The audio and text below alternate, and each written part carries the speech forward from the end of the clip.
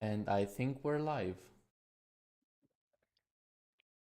Hello, No. I'm joking. I'm Ben, and I'm not a racist. Fucking give me a heart That's what a attack. racist would say. No, that's what a oh yeah, I gotta non-racist fix would say. chat. God damn it. It always does this. What does? Chat is borked. Yeah, I have to get the link of the chat every goddamn time from the stream once it starts. So it shows up.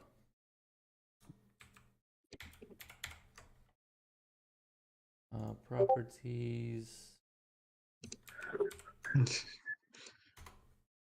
There we go. Oh my god, okay, we're moving shot from classic. No intro music, no. We're gonna get copyright strike in milliseconds. Gotta have the royalties. Oh god. The reason why I don't deal with music whatsoever. It's just a huge headache.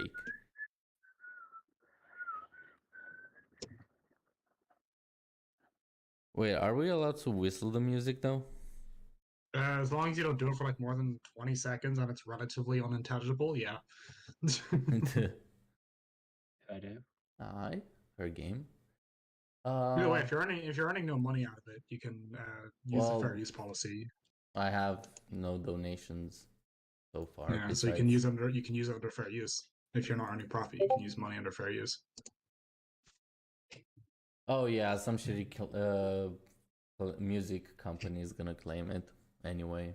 I got claimed for one of the streams because of the because of the F1 game music. I mean, yeah, like literally, I just installed the game. It finished installing. I double clicked first fresh start, and the music starts playing. First thing I do live, I go to the settings and turn off the music. Yeah, I disputed it. There's games that are very annoying for that.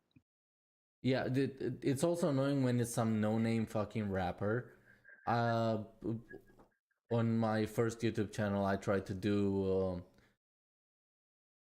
Need for Speed Payback walkthrough, and oh, who left? Oh, Kvass left. Who left? Oh, yeah. I was doing the Payback walkthrough, and while I took a breath to like stop talking, there was some fucking no-name rapper music that I didn't even some mumble rap, even worse, and it got claimed. So I was like, yeah, fuck music in video games since then. Yeah, there are games though that do have streamer modes. Things like ones I enjoy, like Hi-Fi Rush, put streamer modes on it, so they change all the royalty music into royalty-free music. Yeah, but even then, oh, Kvass's internet just died. Ah, the persod. yay.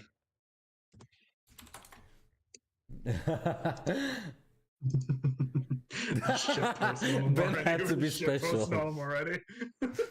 Ben had to be special about it. No, I'm just saying.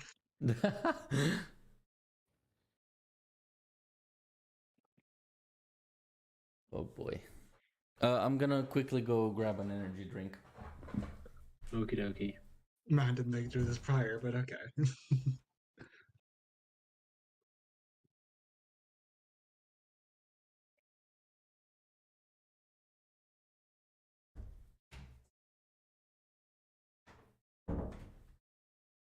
Sorry, what'd you say, Winlin? I was just saying you should have done that prior. I was taking piss of you. Yeah. Also, you were very close to your fridge to get it that quickly. I live alone. Still, your fridge is very close. I'm fast. I thought you were about to say you're fat. You just have like a pole. I mean, I'm fat, but I'm also fast. I want my fucking energy drink. That was just rolling instead. I'm not that fat. Oh my god. Oh no, stop. My ears.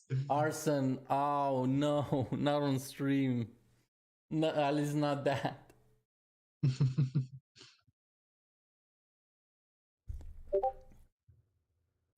Yeah. Yeah. Oh my fucking god. Uh, Hello there. Yes, hello nice there recovery. indeed. Welcome. Nice recovery. Yeah, very, very odd recovery there.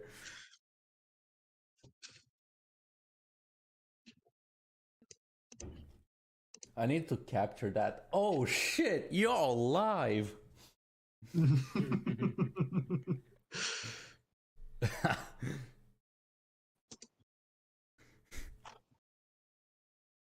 um so do you guys want to get into it?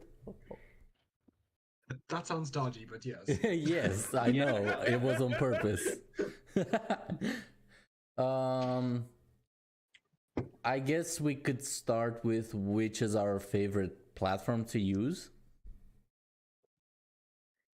For example, computer, console, handheld, and VR. Which fits you most, or which you enjoy most? Computer. Okay. Are we talking about like just like the actual use of a keyboard or a controller, or like the whole thing, including the specs and all that? It's more of a, if you had the option to go in 4 different rooms, each with one has computers, one has consoles, all of them. Like, it's not Xbox against PlayStation. Like, Xbox, Right, yeah. PlayStation, they're all in one category fighting But for this is- that. Are we taking into account that the PCs will inherently have better FPS and stuff like that? Well, that's kind of part of the It's your discussion. preference. Yeah, Yeah, that's it's your gonna become preference. part of the discussion, actually. Okay. Because right Like, now what's we're your favorite just medium to like, play? I think is what? what we're talking about. yeah, right now we're basically like choosing which we prefer most, so we kind of get a base of what perspectives we use. Because, for example, if Arson prefers consoles, he can provide the console point of view perspective of the situation.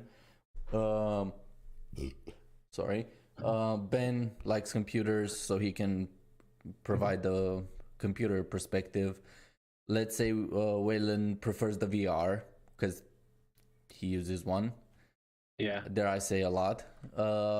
So you can basically give us the perspective of that. Hey, Ninja. Yeah. I Oh, think. that sucks. Well. What? What took? Sorry. Ninja is in chat. He says, "Yeah, guys, I'm kind of sick right now, so that's why I'm not here." Oh. It's alright, Ninja. Ninja. Just get well as fast as you can. Feel better soon. Hey, there's always a next one. By the Yeah. way, Arson is not gonna be talking, he's gonna be typing. Long story. Okie dokie. But we're gonna read out his messages, so he is technically part of the discussion. Yeah. Or soundboard. Okay. Yeah. Or yeah. sideboard, yeah. Yeah. We can figure it out, which is negative, It'll work positive. either way. You're gonna be Bumblebee, work. going through radio channels for the right words. First we had the chat R2D2, now we have fucking Bumblebee. Well, no. He has to evolve from an R2 unit first. Arson is evolving. Yes, he has 3 evolutionary stages. I hate Right. the idea of like the crime Arson. God damn it, now I have to find an R2D2 Bumblebee. Or make one. Waylon. Help. Yeah, of course you call on me. Yeah. I'll pay. I will pay. I promise. I mean, if you're paying, I have no issue.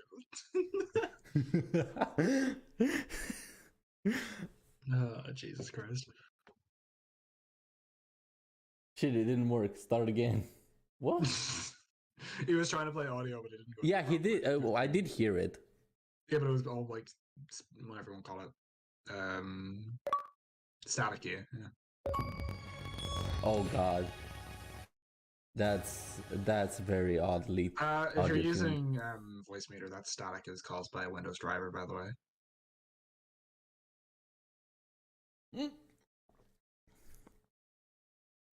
That sad face caught me off guard. I almost choked on energy drink. I'm not stalking it. I use voice meter all the time on my other things. So. Can you stop stalking my PC, Jesus? Well then, who wants to go first? If you had the option, any room. Consoles, handhelds. I would probably have to go PC. Okay. Just because I feel like I'm better at PC. Okay. That pause was worrying. Just because I'm better at using it. I'm useless on controller unless it's Rocket League. Or any race. That's part of the arguments, really. I do want to quickly point out a lot of console games nowadays you can use a keyboard and mouse plugged in. Oh yeah, I'm very well at. Oh yeah, we do. I always used keyboard and mouse to play Ark on console. Yeah.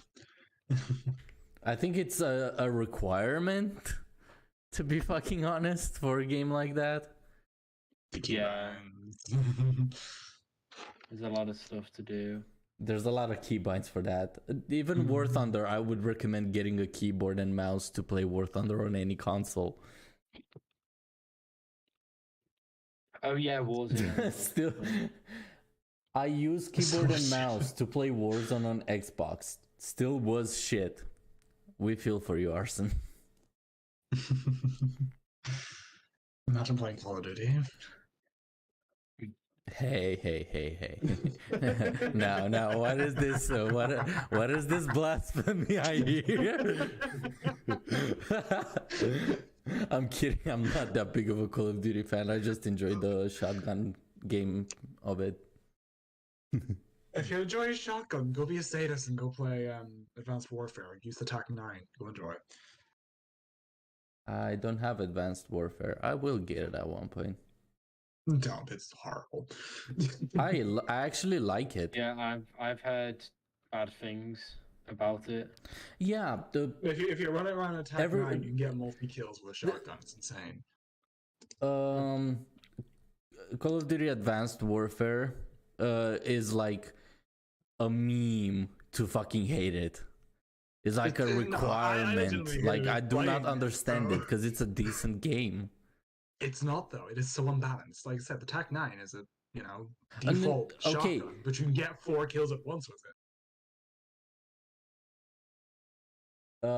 Yes, I understand that's an issue. However, you also have to take in consideration the campaign. Campaign's a COD thing in general. Well, it's every shooter thing, but COD is quite bad for it. I think the only game I know that it's not dishonorable to camp is War Thunder. You're not wrong. Actually, you're just sitting there still for 20 minutes is fine. Exactly, it's just part of the game. I think that was part of war. Yeah, exactly. I doubt there were that many tank units that were like, all right, Jimmy, crank it, full charge forward. The D point today, boys. The D point is ours. Jimmy, you see that ramp? Floor it. But sir, the barrel. Fuck the barrel. I want to see the sky. Hey, look, I really hope that's not the case because I do not want to know how the ASU are made. Considering in War Thunder, they get birthed out of other tanks half the time. Yeah. Wait, what? Small tanks can get absorbed into larger tanks and get shot out. Oh yeah.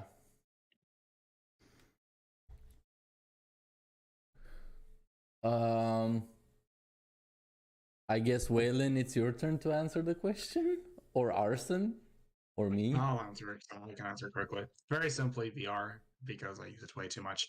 Also, so it's a cool medium. There's a lot of interesting technology in it, and it can be very, very addicting. Dangerously so, actually. Yeah, I mean, VR is not my thing because it really, really hurts my head. I don't think you had your headset on right. The And thing is, An Oculus 2. the less frames you have, the more nauseous it gets. Exactly. And if you don't have the headset on right in the first place, you're going to get a headache from your eyes trying to focus. Yeah, you well. also have to calibrate it for yourself with the eyes, with the lenses. Sorry. Like I had the normal Oculus, and the only game that actually gave me nausea was the one where I didn't move. That happens though, because if you have a perception of like moving in real life or not moving at all in real life, but then moving in game or not moving at all, the inverse, it gets really trippy. Yeah, it's very trippy. There was that Spider-Man game where you could swing around the city for no reason. Oh, yeah, that one was horrible for me. That one, it is horrible, especially if you sit down. Because that was the first game I tried. It was like test run the VR, and That's not a good choice. Jesus. it was one of the free ones. Like I wanted quickly to like test that the VR sensors and everything works. So I just sat down on the chair and played with it. It was stable 60 FPS. It wasn't horrible at all. And I mean, 60 is low for VR though. Well, I capped it at 60. I capped it at 60 because I was also like trying not to overcharge the GPU. Because I also wanted. I was also planning on recording VR. Yeah, but the minimum I recommend is 72. Well, 72 up. Well, yeah, still. Yeah, I set it up. I sat down and started swinging around the city. That was nauseating because it looked like I was moving, but I was sitting still. However, when I was playing Beat Saber or Pavlov or any other game, I was moving around and doing just fine. The only awkward thing about it was the gun hand positioning. Yeah. People made sticks and stuff for it. Not gonna lie, I might as well like search for a 3D print of an AR or something that fits the... Well, I mean, you can get a universal slot kit and just you slide the bar to whatever gun you want. Yeah, of course. Just makes life easier for VR, but... Yeah. Yeah. But for example, if I want to play with the shotgun, I just put the controllers in the shotgun and crank it all day. Fair. See, most stuff I play is like social stuff where I'm not shooting guns, though they're fun. Or flight games. VTOL VR, for example, is quite fun. Which in VR is fun? VR is fun. VR. It's basically just a war of flyings, and it's quite fun. Having to go around, press all the buttons, and flick the switches. I think you might enjoy VR VTOL if you enjoy War Thunder. VTOL VR is a good choice because it's a mix of like DCS meets War Thunder. So you've got the simplicity of War Thunder with the complexity of DCS mixed in. Oh yeah, I still want to play that.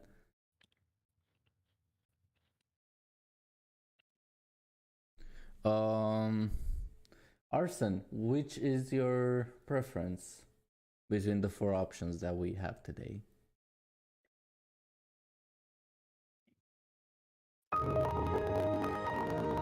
How? Oh, that's an answer. That's an answer, yes. So guess I'll have to be devil's advocate for handhelds and choose consoles. so we can fill out the... Actually, how many of us have consoles? I do. What do you guys have? Every PlayStation, bar the PS5. Okay, so we have at least we have both PlayStation and PS5. Up to PS4, sorry. In in use. Arson has the Xbox One. I have the Xbox One X. Ben, Also what the do you Switch. have? We can use Switch. Switch comes under handheld. I think game console with can you both. It's So fair does enough. the Steam Deck, because they are technically handheld. So is the 3DS and the PS Vita and the PSP. Okay. They're basically school trip type game consoles. I wouldn't They're not really really say that. consoles to begin with. The Switch is the most console-like the lot, 'cause you can just throw it in a dock and use Well, it on the couch. the dock is only a piece of plastic that can that's a hub for USB and video and Yeah, power. But It at the doesn't end of the really day, count. a lot of people use it that way. They use it as a games console. Well, I don't. And to be fair, it is advertised as a console that as a handheld. It's both. It's a handheld console. It's a gray area, I argue.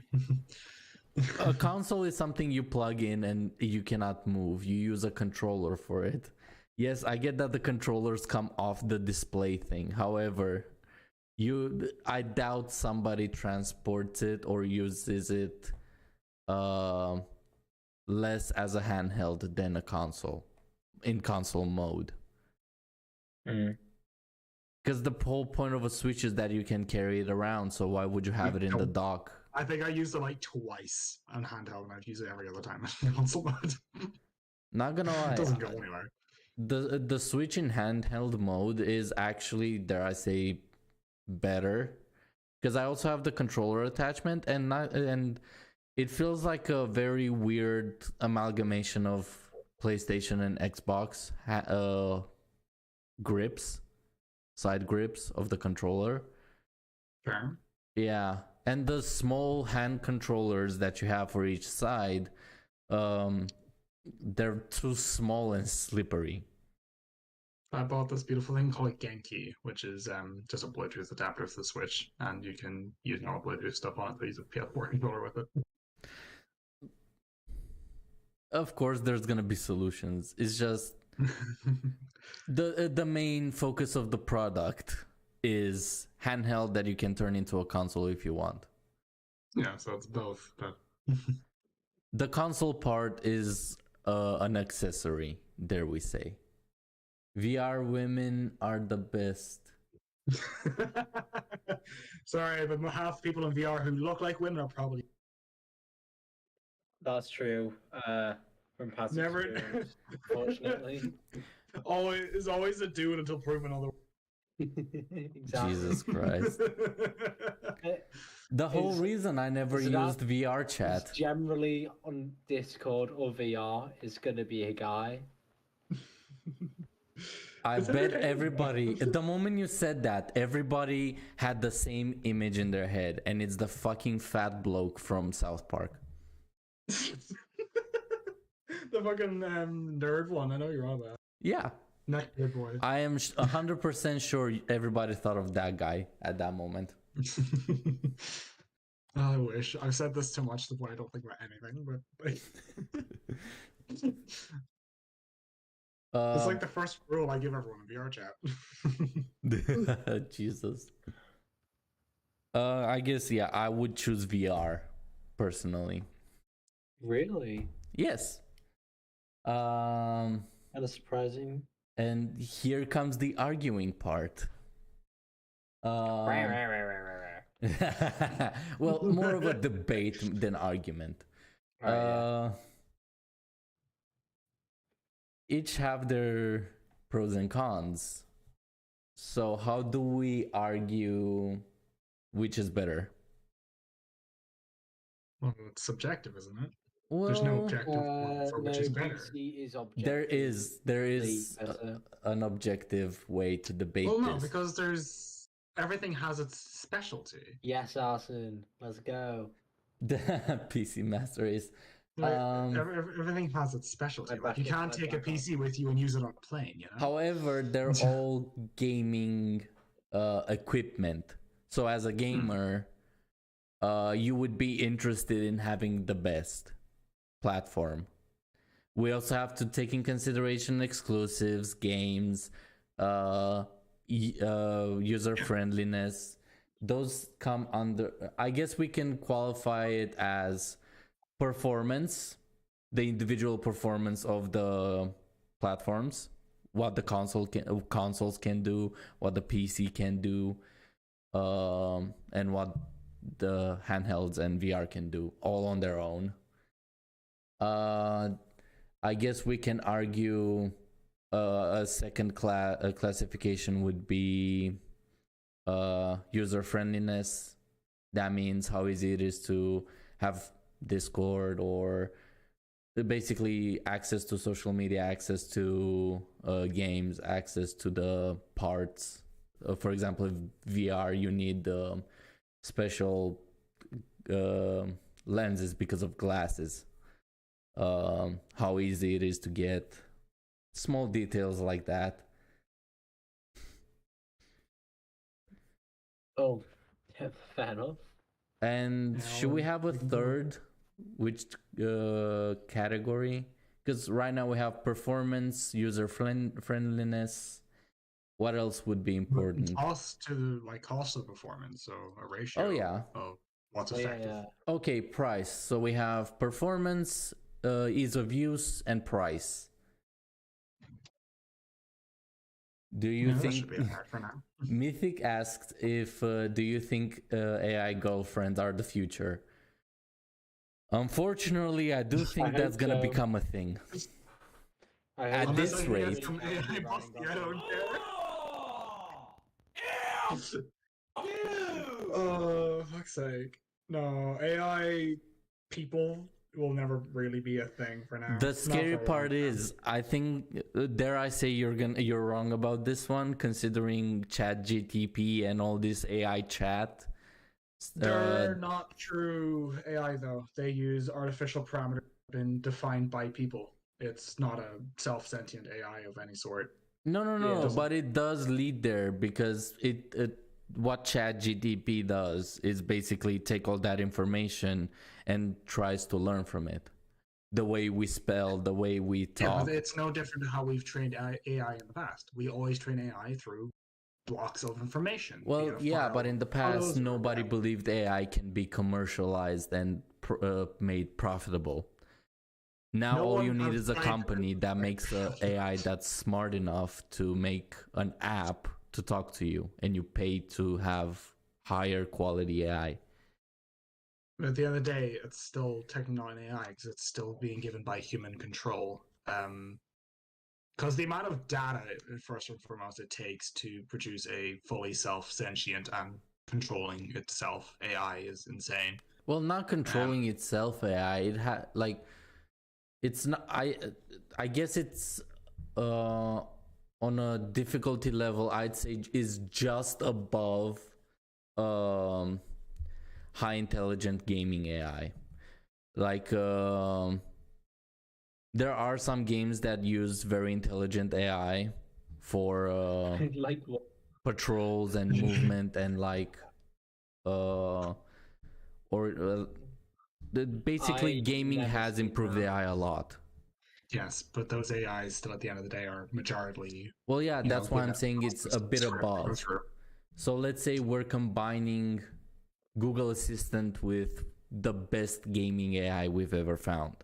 Could you make an NPC that can reply based on your text? You can do that. That's not. You can do that even as it is now. It's Yeah. just Yeah. a case of the data required for it and the fact it wouldn't be. It take a lot of processing power as well, I'd imagine. Yeah, it's actually not bad, surprisingly.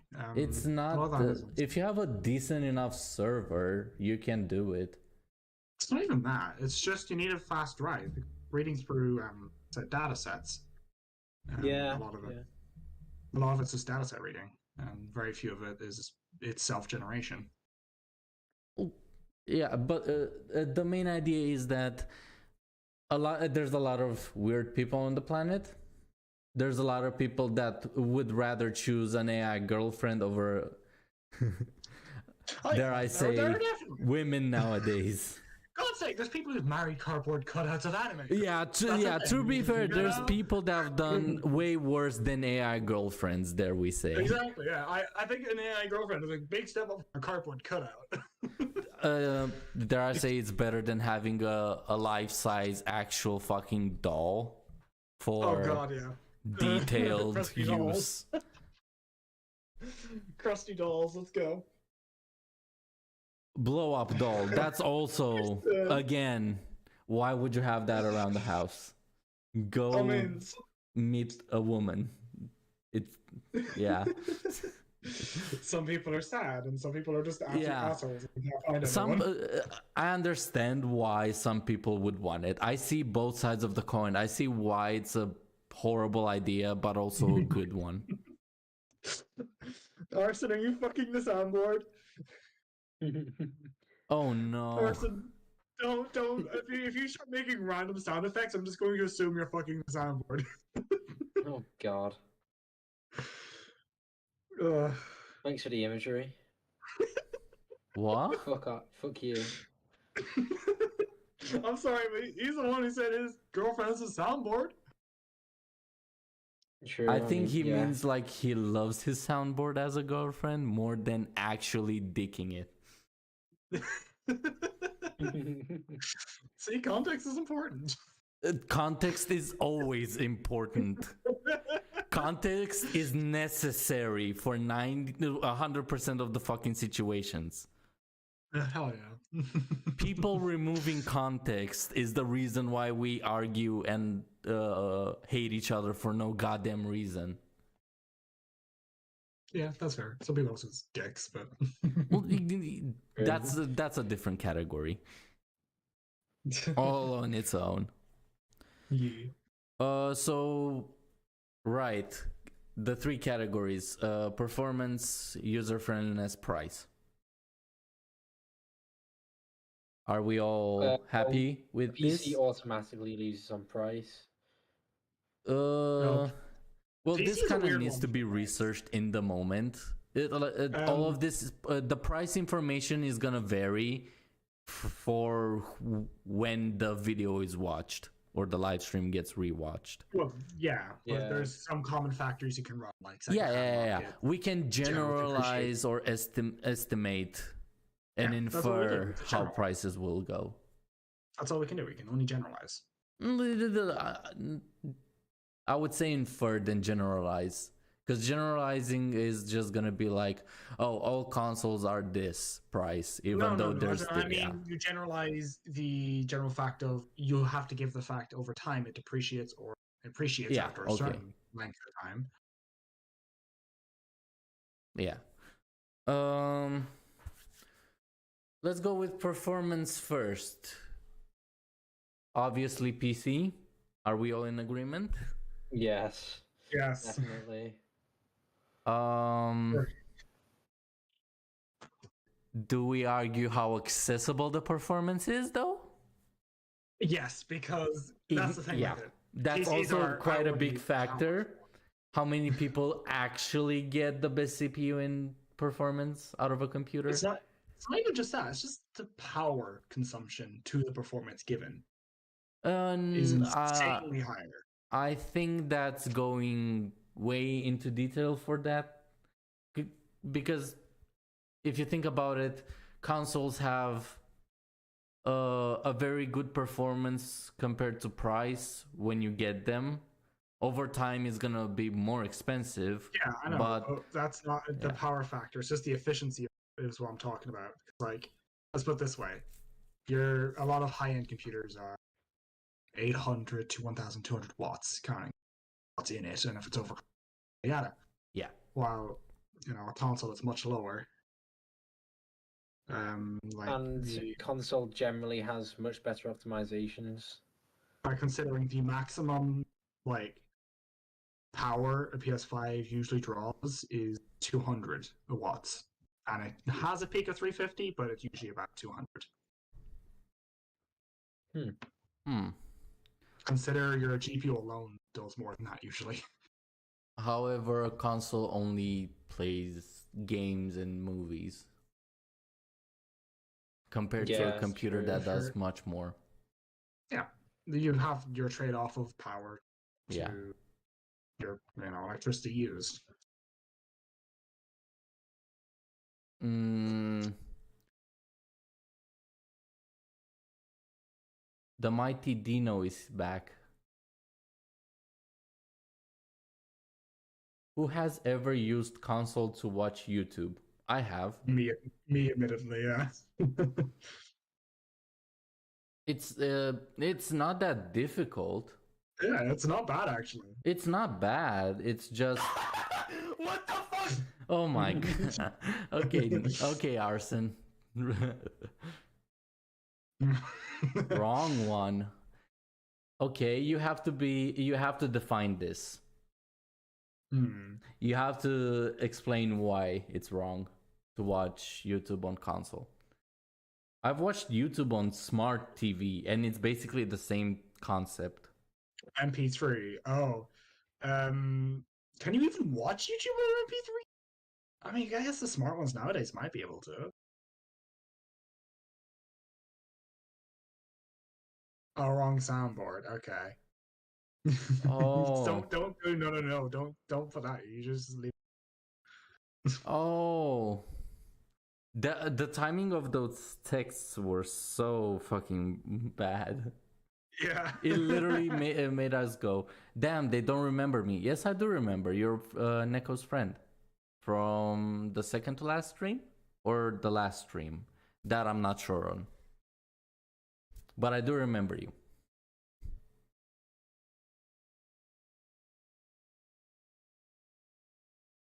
I meant to play this as my reaction when y'all said y'all use YouTube on console. Fair. I mean, it's not horrible. Again, YouTube on phone it can be much worse. 20-second ads. Oh no, yeah. You still get ad blockers on phone now. Some phones, not all phones. No, consoles don't have it either. You can put them on console though. Well, I'm sure you can. Modded YouTube, BB. yeah, I used to use a cracked YouTube, but honestly, it was not worth the effort to keep it updated anymore. Got bored. I never watch it on phone anyway, so. Yeah, my phone is used for TikTok. That's it. Exactly. Yeah. Things like an Instagram sometimes. I do have one. Instagram, I do have one like weird question. Which would be second place, VR or consoles, when it comes to performance? You see, VR isn't directly a performance device. There are standalones. It's And they are the whole powerful. point of it is to for the experience, not to get mad FPS and shit. Well, no. it's not even that. Hold on. We can objectively analyze this one because the best. The best the VR can bring is Quest 2 or a Vive. Wait, are you talking in terms of actual device performance? So that means standalone? Or are we talking? Yeah. What is the best VR headset on the market? Screen. It's the highest resolution, smallest form factor, lightest weight, custom fitted. Which one? The big screen headset. I can't remember the name on the top of my head. Let me get it here. But it's basically a custom designed headset. It costs less than $1,000 and it gets custom fitted to your face and eyes. Okay, that's interesting. That's pretty cool. It's got the highest resolution, smallest form factor, and lightest weight. But you can fit it in your pocket for God's sake. That's pretty cool. Big Screen Beyond. That's the name of it. Big Screen Beyond. Okay. VR then. Does it like normal? Wait, did you say it's standalone? It can be used without a base station, but you're meant to use it with base stations for the ideal experience. What can it do on standalone mode? Watch shit and play the occasional game. There's not much allowed for it yet because they haven't got yet. But if you're just talking about raw like form factor to performance, it's the best one. Okay. Would you argue that that headset does does more stuff than a console? Does it offer more performance than a console, would you say? If we're taking this from a tactical standpoint, that's not going to be a thing. It's not going to be anywhere near a console's outwardly performance. All right. So Only console so much as- second place. Would you say that headset is better than a Switch? Actually, which is better, the Switch than a or Switch, the yes. Steam Deck? Steam Deck. Steam Deck's got a full x86 chip. Okay, the VR versus the Steam Deck. In terms of raw, like outwardly horsepower, the VR headsets, because XR2 chips are surprisingly powerful. Okay. So the order would be PC, consoles, VR, and handhelds. In terms of raw performance, yeah, that's probably Yeah. about right. I would have said that VR is better than the console, considering that you can basically switch between watching a movie and seeing your room with certain headsets. See, you're completely forgetting that console also has VR headsets that run on the console. Yeah. However, at that point, you need a console or PC, so it kind of defeats the purpose. Oh, no, the point is they have the same features as a VR headset, like a normal standalone VR headset, but with more performance because it can run higher resolutions, it can run at higher refresh rates than a standalone VR headset. Yeah, but at that point, you need either a console or a computer. Yeah, but I'm trying to make the point of your standalone versus a console. A console has more performance and use than a standalone because you can do everything a standalone can do on a console and more. Yeah, but technically, a VR headset that's standalone achieves the same goals. It plays games, it watches movies. You can use Discord They're like all a computer. It does it all worse. That's the thing. Well, yes, it does it worse. However, it's portable. Considering that you don't have a wire connected to anything. I mean, yeah. But You let's put it can this see way. your own house even if you have the headset on because of the sensors. We're only talking about performance. You're only talking about the Shut actual. up your back. Yeah. The portability doesn't play into the performance part. Well, the only one of the reasons why VR has a lower performance, like raw performance, than a console is because it's wearable. You can walk around if it can show you your surroundings with cameras and sensors. You can basically use it as an augmented reality glasses. But that's you're mistaken on how those headsets work. Because at the end, we're talking about the performance here. We're talking about the use case and versatility. VR might win, but we're talking about the performance rank of it. The the octa-core and fucking 16-core ARM chips they use on consoles is much better than the XR2 chip used in best standalone headsets in terms of just raw digital output, raw performance output. Yeah. I was just saying how I kind of my perspective on why VR technically has more performance kicking out, considering it does much more than a console, and the same thing as a console. Utility over performance. Yeah. Not necessarily performance. Neko is in the chat. What's good? Nico, join the VC, boy. I thought you said BRB, boy. Get on Discord. Like this, I'm drinking my Capri Sun. I'm not joking. I'm Capri Sun now.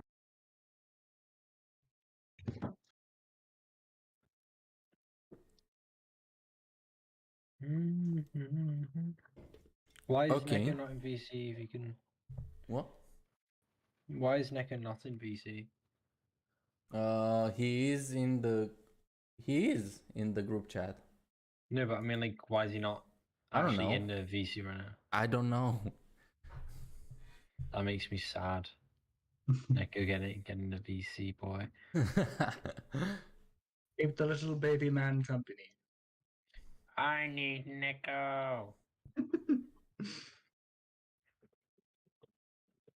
Should we get to the second category? User friendliness? Yes. I guess. I think that goes to console.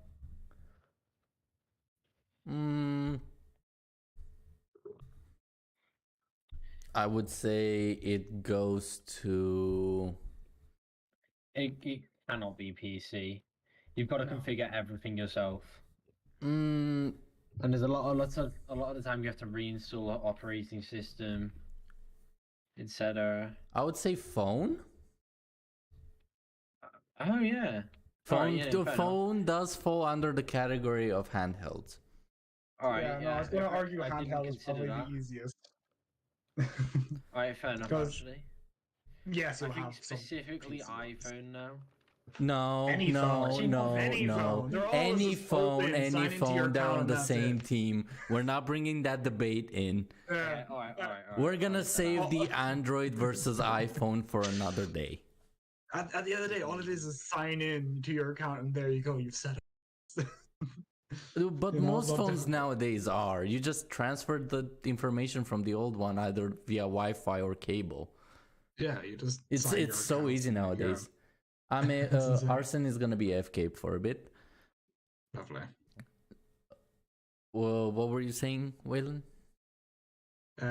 It's just like phones are just super simple. It's Yeah. just sign into your Google account or whatever account, iCloud or whatever, and you get all your data right there. You don't need to do anything. Yeah, everything saves through cloud. Everything's backed up. Like they know your blood type. They know your DNA strand. They know your what your grandchild's gonna look like. Like they know everything. They know you're king. They know what porn you're watching. They know the fucking family tree of monkeys that you descended from. Like it's insane. Unfortunately, it's all too true. Phones are scary data collection devices. Welcome to what 2010? I wish it was 2010. These data protection, like, it wasn't a thing. I didn't have to worry about it. I wasn't aware of it. Yeah. Tell me about it. I was 3 years old. Oh God, you are a youngling. I am a youngling. It keeps on catching people off guard, apparently. Everyone's like, That's You're your so- advantage. you're so You're young, like what the hell? Yoda. You're a small fuck, but you bounce around Yeah. like a master. yeah. I've got a gift for you then. If you're a youngling, here. Oh god. Oh. Yes. Much appreciated. Yeah, you're welcome. Yeah. Oh my gosh. What? Sorry. No, I'm just reading about War Thunder. Ignore me. Oh. I refuse to play with you while talking. So basically, handhelds win because of the phones. Yeah, because phones exist, handhelds win. Yeah. Kind of by What would be default. second best? Console? Standalone probably VR? Yeah, that is pretty simple, isn't it? It's just sign into your company's account, Pico, whatever, Oculus, whatever account it is, and there you go. You're off to Facebook. the races. I keep forgetting Oculus is Facebook nowadays. Zuckerberg may be like a very, very controversial fucking creature, but he's not wrong when he's saying that VR or AR technology is the future, because at one point you will have that as a contact lens. But it is the future. It already actually here's a fun one for you, Leo. It actually is already a contact. In the emergency I services, know. there's a contact lens. I know, but I mean like a day to They did day. a Batman movie. Yeah, I know for what you mean, like consumer use. But Yes. it is a technology. It is a technology, I know. It's already militarized. and everything that's been turned into military use, after what 10 years, it starts becoming industrial use and then consumer use. So it will take us like 20 years until contact lenses with displays in them are like there. I mean, say it really counts technology. Like let's take 3D printing for example. It was in the military in the 1980s. Didn't become a consumer thing until whatever 2010 on. Oh yeah, 30 years. Yeah. Well, I mean, people still barely use it, and it's still really inaccessible because it's a lot of maintenance. But still, it kind of proves the concept of military, then industry, then consumer. Unfortunately, but yeah. So it's handhelds, VR, console, and then PC. Yes. What about laptops? See, that counts in what you mean. Is it already going to? I think it goes into PC. That definitely goes into PC. Yeah. Because So at the end of the day, you actually do more with laptops. Usually delete bloatware and shit. well, every laptop is gonna have bloatware. That's part of the thing of having a laptop. That's what I'm saying. Everyone has to delete it. It's annoying. And now it's basically a fight between console and laptop.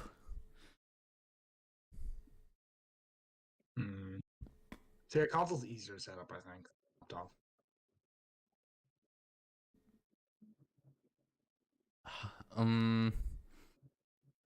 Consoles don't have batteries.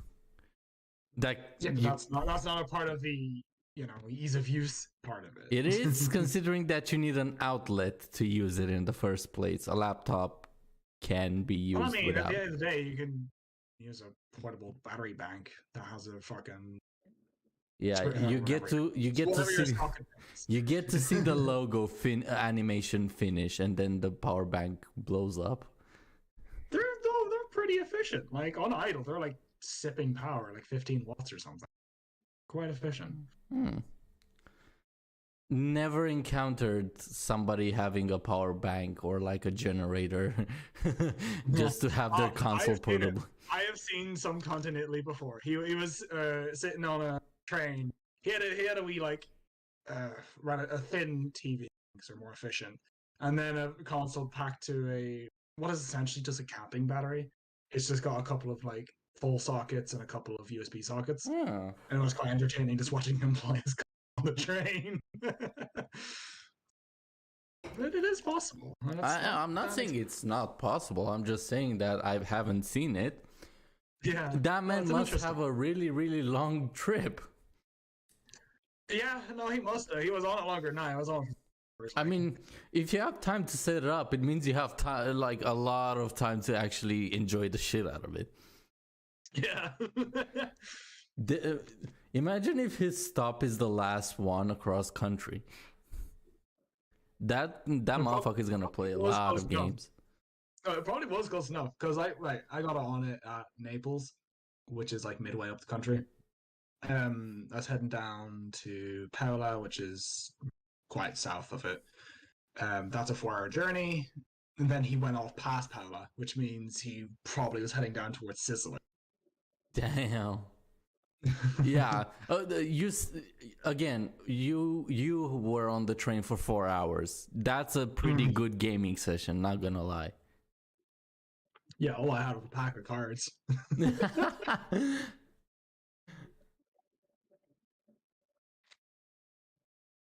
Yes. But yeah.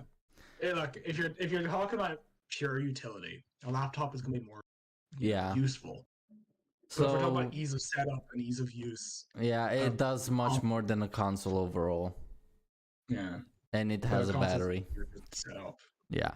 So when it comes to usability, it's handhelds, phone, VR, console. Laptops for the computers and consoles. Damn. And then your full desktop PC, wherever it is. Yeah, that's an anchor. That's a fucking paperweight. It's a very pretty paperweight, excuse you. It's a very useful paperweight. It's a very pretty one. It's got lights, okay? Why does it... Actually, you did bring up something very quite important. Everything has fucking RGB on it now. People like lights. We're magpies. We like I'm not complaining. It's just that I've noticed. Like, even your TVs sometimes have backlighting on. I never understood why you would have backlighting on a TV. I think it's what do they call it? I think they It's call for it dramatic effect. It's like because a lot of people have it against a wall and it lets like feed through the light. It gives a sense of immersion. I think is the idea. Yes. Yeah, exactly. However, every backlit TV that I've seen, either wasn't calibrated properly, or it just couldn't realize what colors were on the screen. Because, let's say, you get a very uneven diagonal cut of two different colors in the scene, because the movie tries to show two different sides of a coin or whatever the hell. One part's orange, one part is blue, and the points where they actually cut in they kind of like blend in the movie is way off than what the lights on the back one do. That I think just comes from the hardware using to distinguish the color. I would say it's more of a distraction. Probably is, yeah. Like, I'm not gonna complain about RGB LEDs behind the disc or in the parts of a computer, because it kind of makes light without having to actually turn on your lights. And they're LEDs, which are basically more efficient than a light bulb. What's power consumption? Like, LED's power consumption is insane. On what? Like how little power an LED will take. Oh, yeah. Like they were like 0.07 or something kilowatt hours or something. So And how much would a light bulb normally take? a normal iridescent's like 30 watts, so 30 watt hours. Jesus. Damn. Now comes price. I think it was the It's last pretty category. obvious. Consoles win this one by no doubt, just because of how they're manufactured. They're usually manufactured at a profiting loss, so the manufacturer ends up losing money on the production of them. But they make it up. What about Services. what about $200? Well, how is it a business whatsoever then? That makes any sense. Because they make money through service activation. So your 50, 60 quid a year subscription fee, and they take royalties off it and all that kind of jazz.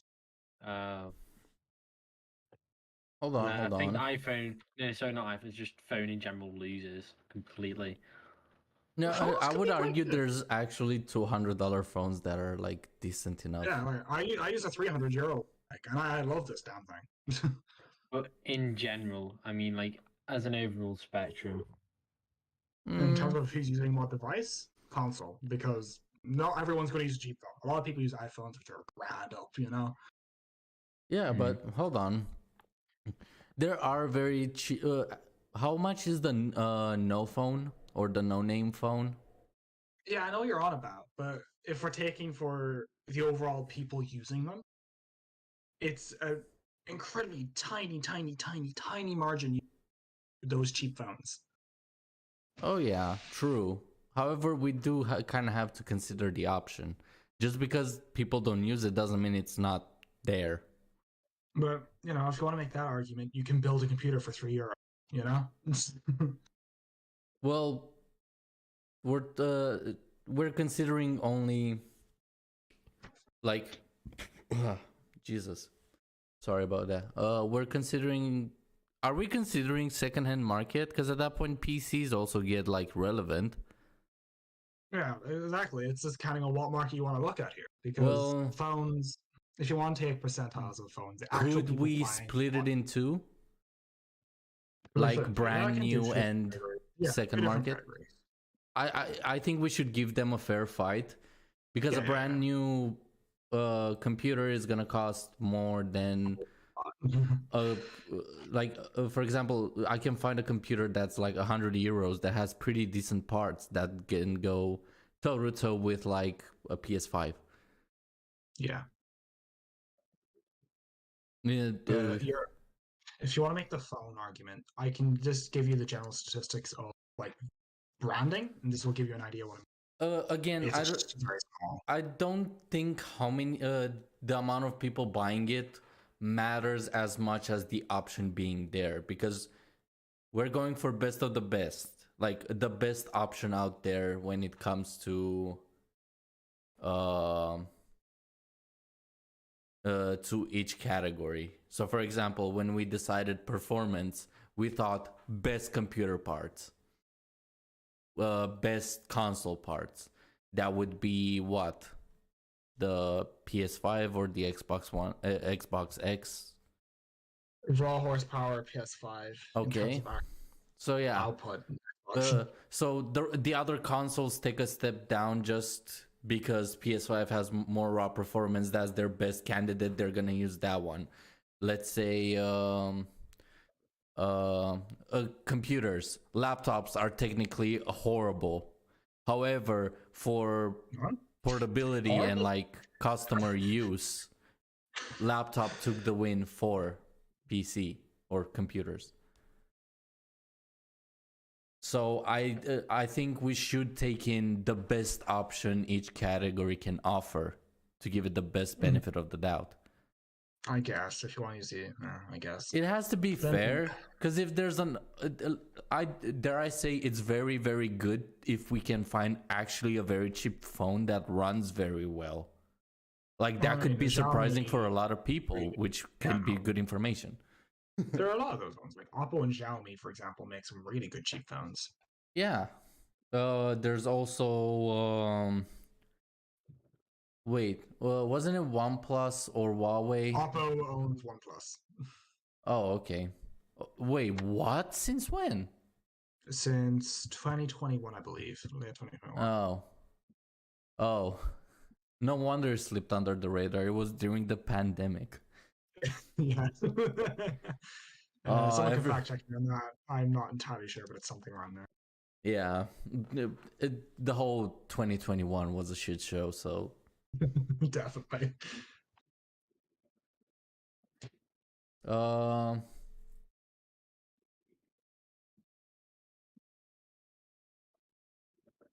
I guess the cheapest computer, or from my experience, the cheapest computer you can actually buy brand new head to toe is like 500 euros. Yeah. That's a little steep. You can get lots of computers at 200. No, I'm thinking mid-tier. I'm thinking mid-tier. No, they're going to work. They're going to work if you just want to browse stuff and watch YouTube. Well, no, that's the thing. You also have to think what parts are accessible. Because there's like 1660s that go for like 100 euros or more. You've just asked about a single computer, you know? You can get computers really cheap. It's just they might not be good at anything. Oh, no, I'm just saying in general.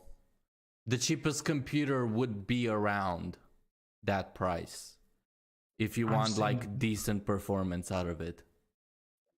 But you can do what you need to do. If you're just like, let's say, a student, you can watch YouTube and use Word and shit on a 200-300 euro computer quite easy, actually. Yeah, but that's right now we're on the. I'm on by brand new. I'm not on by second hand. What is? There are really cheap budget computers.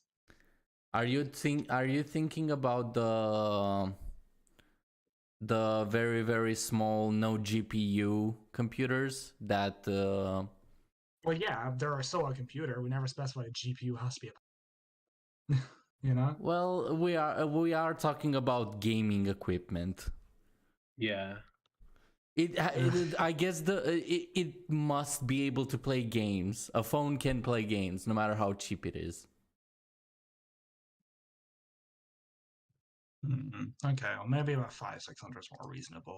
Yeah, that's usually because the point where you hit right price now of the APUs. the cheapest GPU you can get your hands on is a 1660 from whatever manufacturer. That's around what, 100 euros, 200 euros maybe. You'll be very lucky if you get a 1660 for 100. Yeah, I mean prices have went down. Yeah, but that's still that's way below MSRP. 1660s are about 250, I believe, is MSRP. Yeah, 220. Yeah, all right. But you've APUs. You've completely forgot about the APU system. I mean, the only You relevant can- APUs so far are the AMD ones. Oh, you say that, but Xeon is really good. Like, not Xeon, the fucking Graphics X, Iris X. That's the name of it. Jesus. I haven't heard anything from them. I just know that AMD CPUs can actually play one of the APUs can actually hit, like, they're bad. yeah. Built-in graphics have improved a lot over the years. I'm not gonna lie. I do find them redundant, kinda, considering we have GPUs. But at the end of the day, it's cheaper to get an APU system to play a game. Oh yeah, of especially if course it's gonna be cheaper. But it's not gonna give you the best performance out there. Neither is a 1660 or 1650. Well, it's gonna be better than a fucking APU. I mean, it counts if you're going to allow things. The thing like is, it allows the CPU to breathe, so it's not doing processing and graphics, it's just doing processing, which means more performance. To a point, that's true. It takes the load off of the CPU, meaning less heat, more turboing. It really depends by the components you use. Because, let's say, for example, if you're running a APU-based system of Ryzen, especially a model of 5000 Ryzen, so 5700G, let's use for example. Yeah. You can use direct access memory with the RDNA chip. And that lets you actually just straight up have a graphics card. It uses your system's RAM, your graphics card's buffer, instead of hitting your CPU with it. Yeah. Okay. Fair. I have heard about it. I have read on it. It's just, what was that? There's Arson coming back. Oh. The thing with the APUs that the I have read about that thing where the CPU gets direct access to the RAM and memory. Yeah. So far I haven't heard if it's in if it's been released for everything. I've only heard it as a concept. It's been released on all AMD third generation. We're now on 5th gen. Okay. Oh, so since the Ryzen 3000 series. Yeah, so from the 3500G up had direct access. Okay. It has been a while since I've read on it. Wait, I know there was a version that links also the GPU into it. That's still a part of direct access memory. It's just an extra step to it. Yeah, So, I think that's the one that I read upon. That it is also incredibly good. Oh yeah, you get literally the bandwidth has no limit technically. It becomes insane. Yeah, it becomes negligible. Yeah. Because you're running 128-bit bus on the GPU, but using DirectX memory, you have just fucking over 1,000 anyway. It's insane. It becomes a factor does not even matter.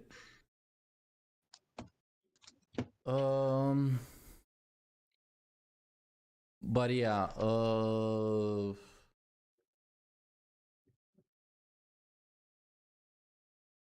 damn.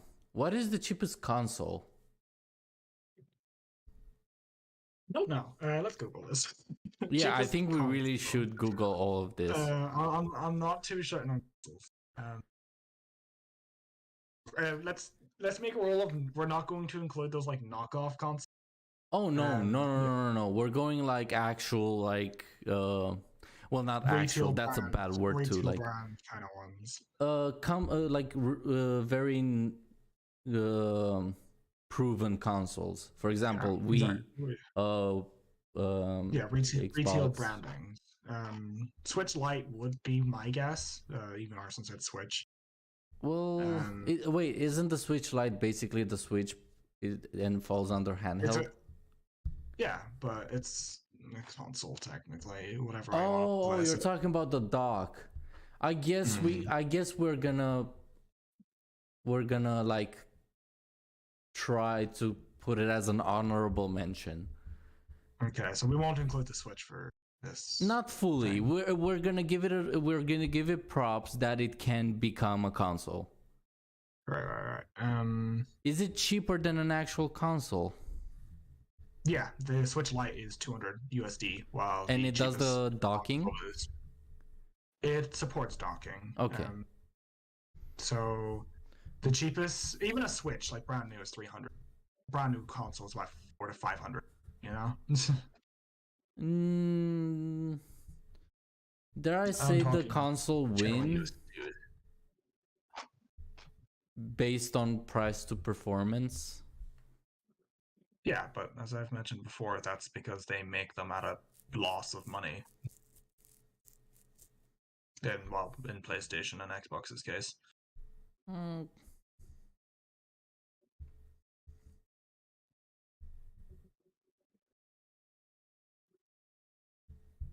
Yeah, most places here are just saying the Switch, or the other two are the same price, so you can't really argue with them. No, okay. So technically, the Switch would be the least expensive console and handheld. Do we have a tie just because of the Switch? Yeah, because the Switch is just one of those devices. It's just good. There's not really much you can buy for the price. It's Ben here. Like, I am here. Sorry. Yeah. Kind of. Are you gonna share your thoughts? You pretty much hit a nail on the head of it. I've been listening to you. If I had anything that I thought would change anything, I would have said. So I don't have any thoughts really that affect much. Yeah, like I'm looking here, like Curry's in my country, it's $259 for a Switch. You know. Okay. So we have a draw because of the Switch. Congratulations, Nintendo. You literally broke something. Yeah. Borrow your own Joy-Cons. Wait. The Switch Lite is much cheaper, right? The Switch Lite is $200.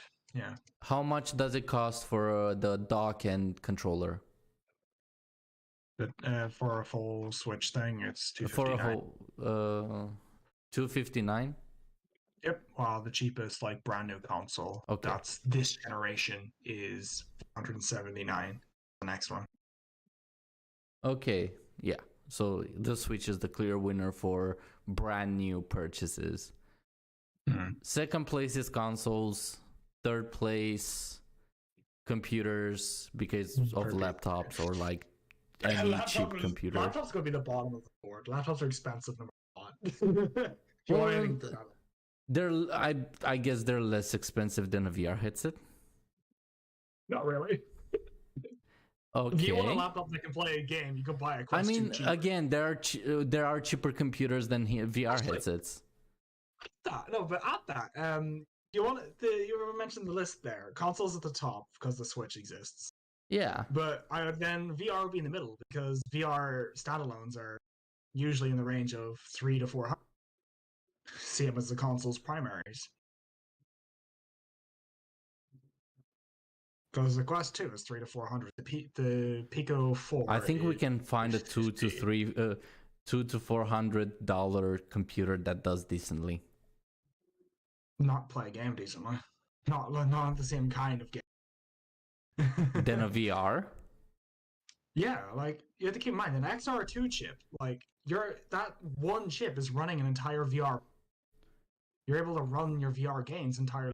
Can you use the on it. VR as a computer? Yeah, you can use your browsers, you can type in it, you can use Okay, whatever. then VR wins over the computer. Damn. Yeah, over the computer, not over the console. I did not expect that. For the first time, I'm actually surprised to hear that the VR is like less expensive than a computer without VR's needing a pretty cheap. computer. Yeah, like, well, what's Pico Neo worth nowadays? I know they're much cheaper than Quest. Because they're like the Chinese version of Quest, but they do everything cheaper and better. Just they don't have as many games. Oh yeah. Let's see. Where's their website? Pico. There you are. All right. Don't care about all your advertising fluff. Can you just give me? Let's go. Pro. What advertising do you need? I'm on your website already. Jesus Christ.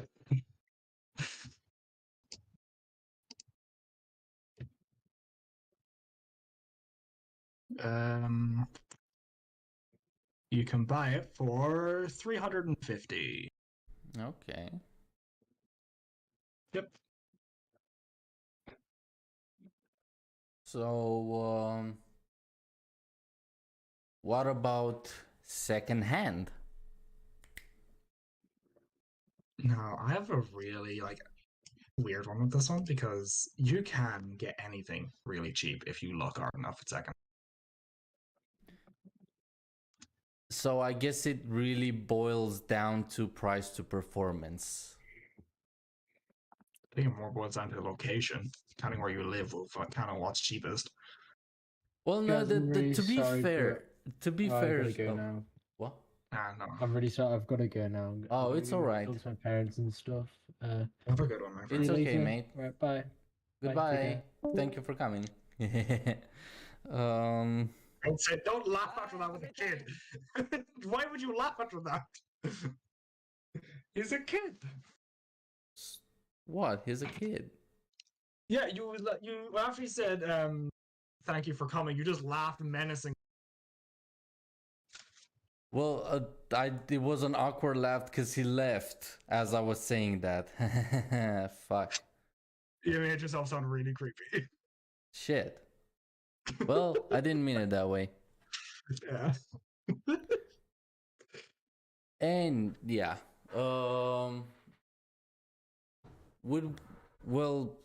the thing is, on second hand, there's also people that overvalue their parts.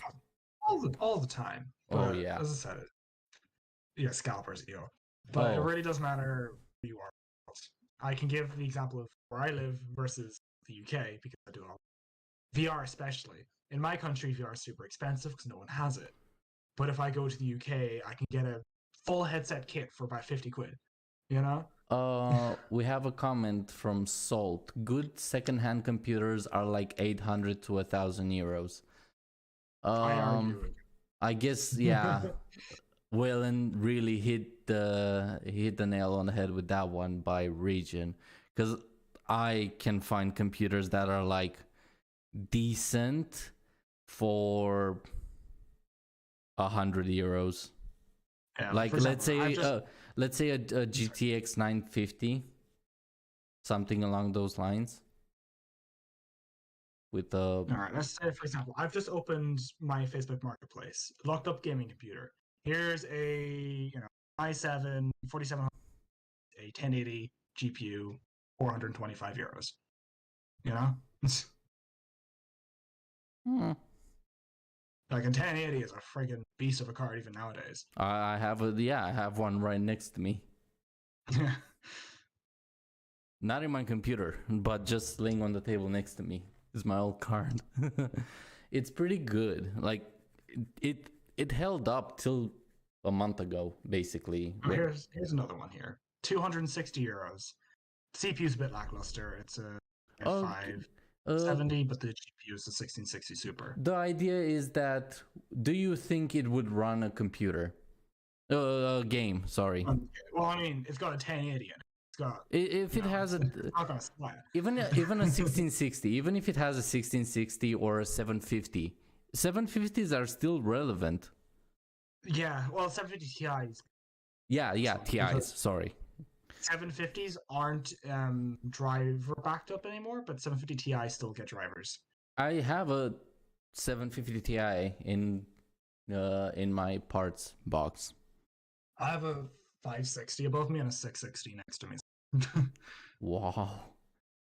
I haven't heard about the 5 series for a long time now. Oh, I still have old ATI graphics cards. What? Yeah, I before AMD was a thing, I still got some ATI. Damn. Ah, jeez. But yeah, like even here, a brand new Alien Aurora, 330 euros. i9 or i5 9400, 1660, 330. You know, and that's under the Alienware brand too. How cheap can we Computers find are cheap phones? depending where you live. Hmm? How cheap can we find like an Xbox? Wait, do we argue that the Xbox One, the original one, is still like? No, I'm only going to do current series because you have things missing of last generation. Yeah. The scary thing Even in a still. second hand is the graphic card because you don't know if people mind with them. Here's one for you. Mining actually does like fuck all to a graphics card. The thing is, not many people within the know how region to you're do going it. Hmm? The thing is, not at least in my region, not many people know how to get set up mining. So they Yeah, but like even if they did mining- try it, they do it for a month. Mined cards don't actually affect your gaming performance. They do. They don't. This has been proven several times on several different videos or YouTubers. I guess it depends how much it got mined on with, and Some how of the well cards they use of were a mined setup for they 10 had. years. It really doesn't matter. It's just how well they're taken care of. Yeah, that's what I mean. that's the Like case- how much they're abused and the condition they've been abused in. I argue most gamer cards secondhand are worse case than miner cards because miners want to keep their the healthier the card, the easier it is to run, the more efficient it is. Gamers don't give a fuck. There are They don't also clean their shit. miners that are very low budget and like grab cheap cards, mine with them till they break and then sell them. That's a different case though. That happens even with gamers. You know? Mm, More often than not, miners are actually a better buy than gamed cards because game cards get overclocked and end up having more tear on them generally. yeah, but the game cards don't run 24/7. Yeah, but the overclocking is a lot, trust me. Take down somebody's killed many cards with overclocking.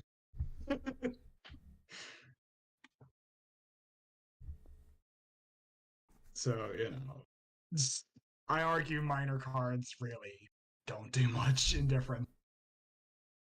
It's really situational. I mean, again, that's the same with just gamer stuff. Yeah. Bit of common sense. Look at the card. If it's dusty as fuck, probably don't buy it because it's probably quite badly kept. You know? Either badly kept or didn't turn the Unloved. computer on for ages. Yeah, but that's not healthy for electronics. So. Well, if you just have a computer sitting there, you're not really damaging it. It degrades. No, you're not damaging it outright, but it does degrade over time. Because heat cycles and shit don't. We're not going to go into that. That's very fine electronics shite. I'm not explaining the science of this. You want me to sit here for 30 minutes? I don't mind. You don't mind? Okay, you want to sit here for 30 minutes? I don't mind. I find it interesting. It's something up my Okay. alleyway. We can talk about this for 4 hours if we can. I'm game. I'm a fucking electronics engineer. This is what I do. Fuck yeah. Okay. What exactly damages when a motherboard, for example, doesn't get turned on? It's not necessarily all your parts. It's everything. So your traces, for example, degrade over time because traces are just either fine copper, fine gold, or fine silver, counting on what manufacturers made them. Mm-hmm. The way dust builds up and how your natural room cycle heats and cools, stuff like that, natural environments, moisture in the air, they can all slightly degrade the metal depending on what it's used for.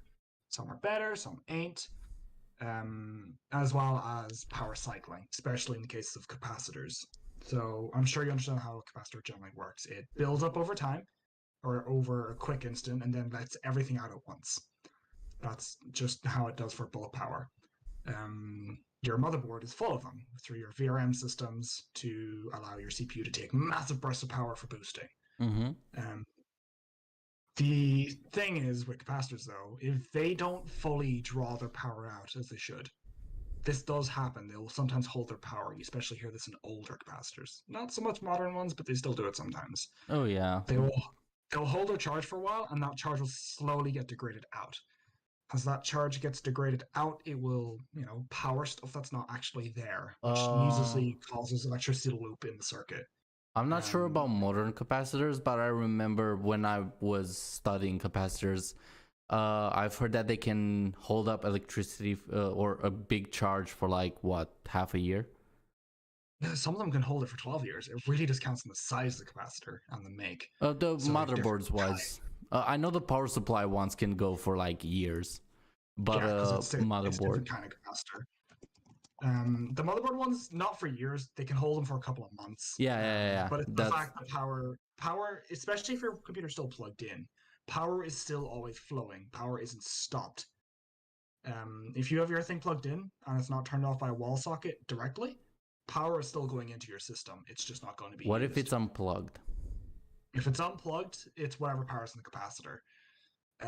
It can still loop. It can still cause damage. Not as much. And I say it causes damage. It's negligible damage for the most part, but you will have instances where it could be quite bad. Yeah, I guess it really depends how long you have an unplugged computer laying around in the corner of a room. Yeah, there's one major component or factor of it, and that's dust. So counting on your environment, your dust type. So you can get more skin-based dust, or you can get metallic-based dust. It just really counts on what your environment is. What would you classify dust? The dust you get from like a generic room, like generic dust you get. Generic dust is a bit of everything. It's a bit of metal. It's a bit of skin. It's a bit of blobs. Let's say but dust is conductive. If you don't know, that I actually didn't know. However, let's say you use the computer for like a month. Then something came up, you haven't been able to use it, and you unplug it, put it in a corner, and don't touch it for, let's say, 4 months, and then you sell it. How damaged do you think it gets? Over 4 months, almost nothing. Once again, this does count your amount of dust and the amount of power you throw into it. But let's say the window gets opened for a couple hours every day for air cycle in the room.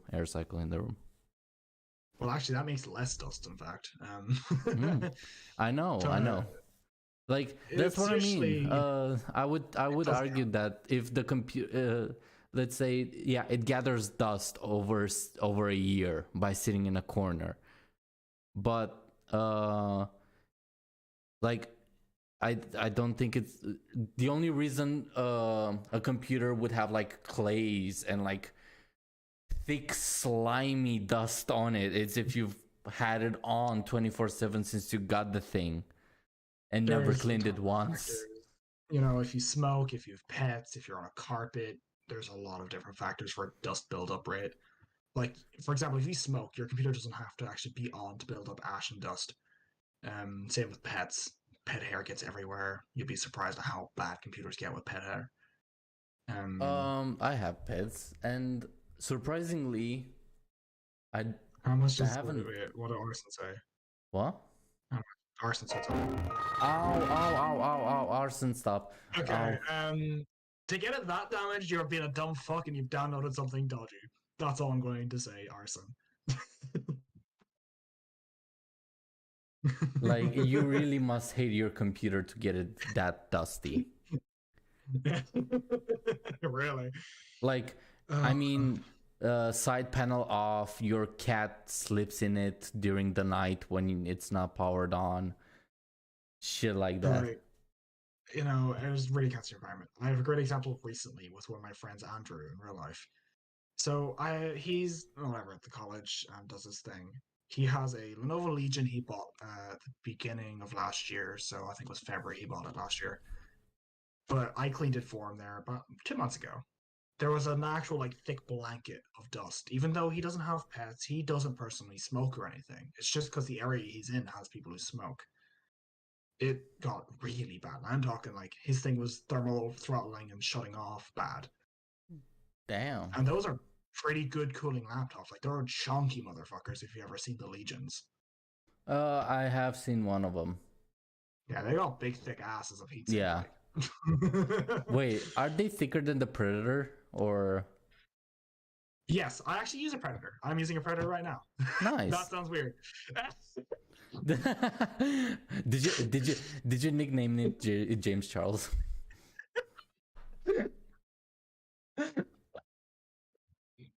Oh Jesus Christ!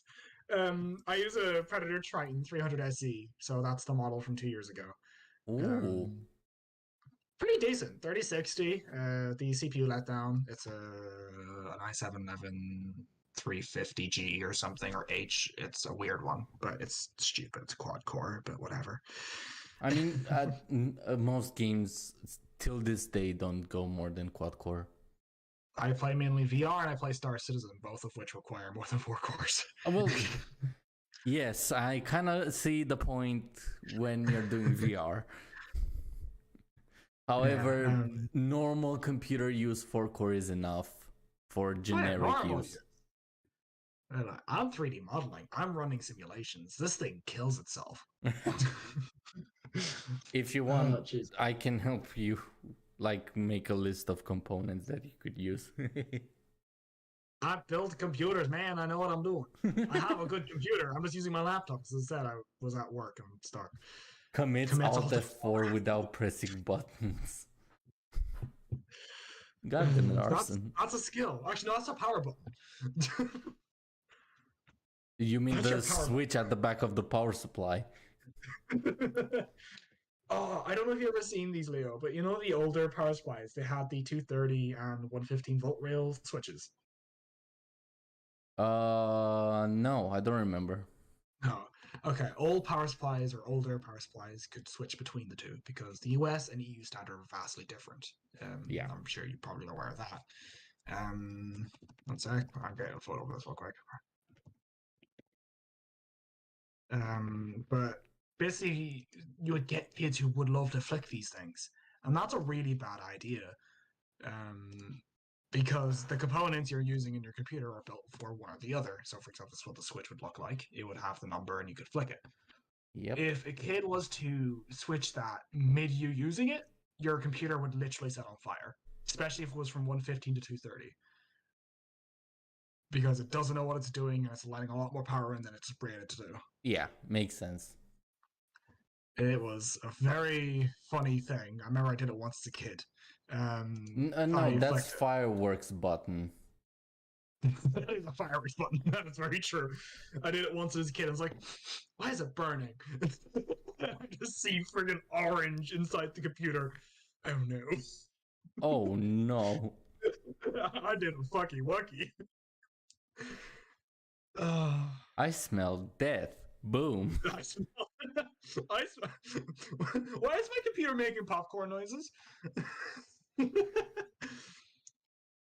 Why do I taste thermal cooling paste?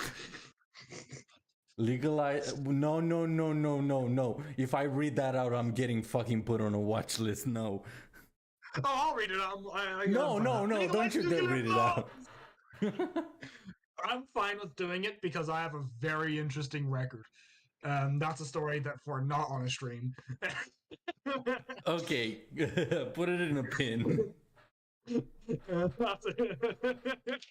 I'll explain it like in a VC another time, but not on a stream. But anyway, we're on about the damaging of computer components over time. If you're leaving it, as I said, for maybe a few months, it's not going to do much. It's be fine. But you do have the occasional person who's really bad environments which build a lot of dust. They're not common, but they are a thing. And I know. do cause relatively severe damage to a computer. You know, a lot of people, especially repair places, will actually refuse smoker computers because usually they're really hard to fix, really unhygienic, and disgusting to be near. Like, the smell and all is just horrid. It's all sticky and all that crap. I've seen dusty computers. One of my classmates. Oh my god, that computer was like horrible. Like it was the layer of dust was as thick as my cat's tail. I was like that disgusted. I needed 3 cans of fucking pressured air to clean that thing after washing the shit out of it. Oh, I used the tire compressor. You know, like the air compressor. Oh you yeah, for your yeah, car yeah. tires. I used one of those. I didn't have that at the time. I could have fucking used it. What is like the most disgusting or weirdest thing you found inside a computer? Dust. Really? Okay, you've got pretty lucky then. I found a dead rat in one. No, I never had the privilege. I just think it's a privilege. Yes, because that basically shows that you've really, really like went through a lot of computers. Oh yeah, a bit too many. It's terrifying. It Because is. I was more curious of how it got there because there was no damage to a fan grill or anything. My only thought is someone actually let it in there, saw it was there, and then purposely closed it. You know when people take off the panel during summer? That's what I'm saying. Someone purposely saw it in there and just left it and shut They it in. didn't even see it. 90% they didn't even see it. They just plopped the panel back But it on. wasn't small. Like, it was sizable. God damn, did you catch Ratatouille? Like, and it's not even that. It's not even that there was a drive cage in this case or anything. Like, it was. Yeah, just laying there. It was just there. It was just there on top of the power supply when I opened it. I don't know where it was at their time, but it was on the power supply when I opened it. I was just like, what? For context, they came in with a report of like, oh, my computer has a weird smell. No shit. Rat shit. rat corpse. Imagine if someone who owned that laptop before thought to put the dead rat in. Not a laptop. Wait, was it a laptop or a computer? Because if it's a laptop, it's amazing. It was a PC. It wasn't a laptop. If it was a laptop, I was.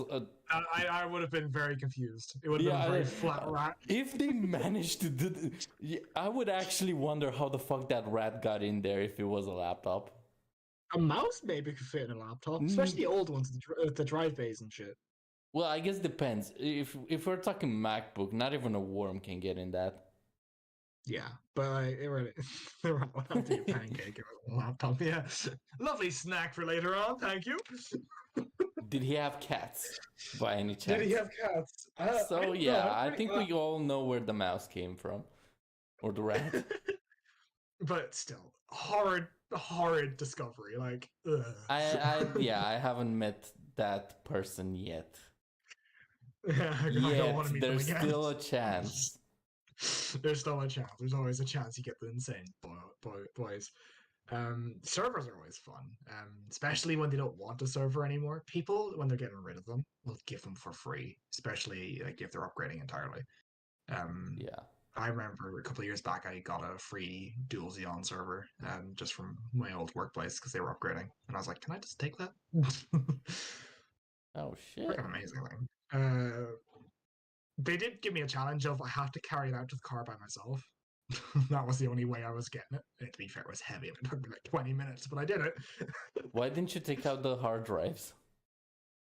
Oh, there was no hard drives in it. What? It's a massive Dual Xeon.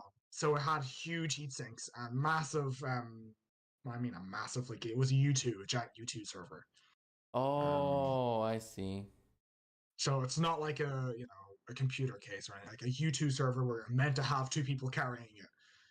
Well, I know about the thin server rack cases thing. It's just that's a U1. That's a what? That's a U1. A U1 is a thin server. Yeah. But it was full of like not network drives, RAID drives. Wait, it was powered by RAM drives? No, it had a ton of RAID drives. Oh, okay. It had two Xeons, two older Xeons. Still works, and I still use it occasionally for like Minecraft or Space Engineer servers, but it's fun. I would be down for some Minecraft. We If it could helps make for a someone, I haven't walkthrough. touched Minecraft in like 2 years now. Well, yeah, that's what's gonna make it fun and new. I've always played modded. I'm sorry. I've got too used to mods I create. I can't play vanilla anymore. I mean, wait, if you mod the server and I don't get the mods, if I You log in, can't do I log get in. to get them? Like download You- them? You download them through whatever your preferred platform is. AT Launcher, Technic Launcher, Oh, okay. CurseForge/Twitch. They're the same launcher Yeah, nowadays. we can figure something out 100%. Yeah. I'm down for that. I'm down to like have like a modded Minecraft. Pixelmon. Pixel. We could do Pixelmon. I'm down for Pixelmon. We can make that a jeez. fucking thing. I mean, I during the pandemic, I ran a server for my class. We sat there in class, didn't pay attention. We just played Minecraft. Same, I mean, same. One of them was a Pixelmon server, actually. I also had like a very small, like, the very thin laptop console like computers that schools have screwed into the desk. I had one of those, and I turned it into a server. You had nice school if you had those. No. I didn't get it from a school. I didn't get it from the school, but it looks like one of those. Yeah, but the fact your schools have them is what I mean. Well, no. The thing is that they get sold. Like you can buy them outright from the company as new. However, most of the time schools have them, and they have those bars that are bigger than the bloody thing just to keep it down. I know what you're on about. But like in my country, school computers are usually the big old Optiplexes. Jesus. Like God's sake, my first computer was, or not my first computer I owned was an Optiplex 760. So that had a Core Duo and a bunch of DDR2 RAM and shit.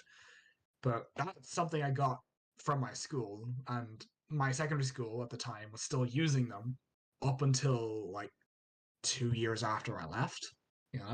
Jesus. Like that's like 2016, 2017, and the damn Optiplexes that was a model from 2007. My first computer was beige. Oh, you're the beige boy. I love the beige boys. I'm a 90s boy. The fuck my did first you laptop expect? was older. God, I can't even remember what was my first laptop. It was one of like the 800. One of my earliest memories playing F1 on that computer in like 2002. Damn right. My uncle found a way to make it to boot up straight into F1. So all you had to do was press the power button. I would get the Windows icon and then a F1 game straight up. You can still do that. Well, yeah, of scripts are course. pretty easy to run in Windows nowadays. It was Windows 95. Yeah, no, it would have been a headache back then, but nowadays it's super simple to have a single boot up like that. Yeah. I used to run dual boots on my systems for like Linux and Windows. The only reason I don't do that anymore is because the software I use for work, Proteus, does not run on Linux. No matter what I try, can't use Windtricks, can't like dodgy my way around it. Just straight doesn't run. Yeah. Should we rewind from the tangent back to the prices? Yeah. Like you brought me down here by starting this conversation about me talking. I know. I'm only asking, should we crawl up should we climb out of this rabbit hole? We'll get back up. And you have to go. Okay, Arson. Okay, goodbye, Arson. Take care. Be safe.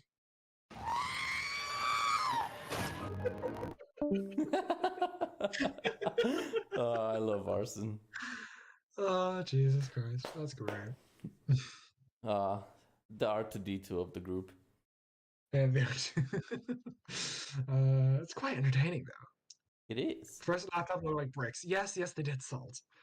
First laptops look like bricks. I think they looked like nuke launch cases. They were literally briefcases, if I recall. Yeah, they were basically briefcases. Remember I when? legitimately think they folded up into briefcases. I'm pretty sure they did. Yeah, the first one was basically a briefcase. Remember floppy disks? Oh, I still have a ton of them. Oh yeah. I remember like Fucking mag drive. having like saves on them for certain games. Your The 64 only candidates went way well. I couldn't write at the time because I was young, so I just drew the game on top of That the works. lines. That works. What? That works. Drawing the games. Yes, legit. All I had to do was draw an F1 car, and I knew it was the F1 cartridge. If I didn't wanted to start- play When did I start playing games? the Sorry, you continue. Tarzan game, if you know it, there was a Tarzan game back in the early 2000s. Unfortunately, I don't. I played Elite Dangerous, and I still play Elite Dangerous. I would have. I literally drew a tree, a monkey, and a person, a stick figure, with long hair. And for That Delta works, that Force, I works. drew a pistol. I didn't start playing games, I think, till 2007 or so. 2007, 2008, around that Oh, time. that's when I first played the Crisis. That's when I started playing Robocraft, I think it was. Yeah. Oh my god, I haven't heard about Robocraft in ages. Oh, you want to know a fun thing about Robocraft? They're releasing a second game, and it's in alpha right now, and I have an alpha access. Really? Yeah, God damn. I have. Yeah, I can. How good is it? It's got a first-person shooter part now. So you know, when you had the old robots and shit in the old game. Yeah. For like after a while, they actually have it so you can walk around and you can jump in other people's and have multi-crew ships and all. There's my icon thing where I can show you it sometime what's there, and they've made it more complex. There's like pistons and hinges and stuff in it now. Fuck yeah. So you can I'm make more complex interested. But yeah, I have too many max level accounts at Robocraft 1, and I'm also Oh, friends you with one of the gotta devs. help me. I really want to play Robocraft. It's just. I think I have like 4 or 5 max level accounts. Well, I would love to play with you at one point. I'm game. I used to play it before it was on Steam, for God's sake. Damn. Yeah, they used to have it in the Overworld launcher.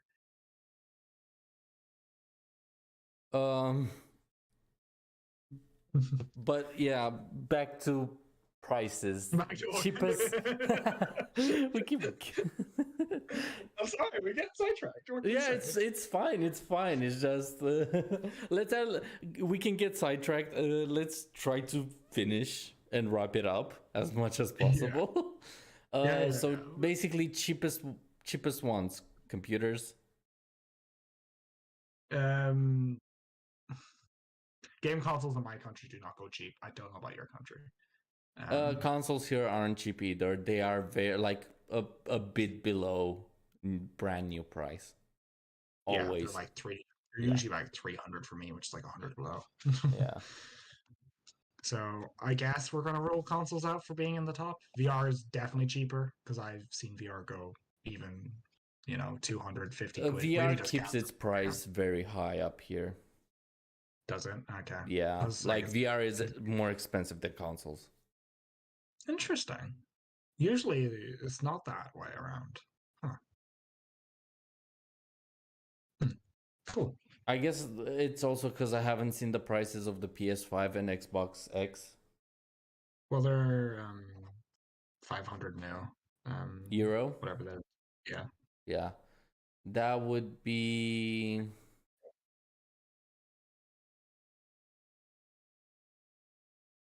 3,500 for me, around there. Let's say 4,000, which is basically the same price as a VR headset. Like the Quest 2, it's 4,000 something. But second hand? No, brand new, and they go just below that. Fair. But, like a console right now,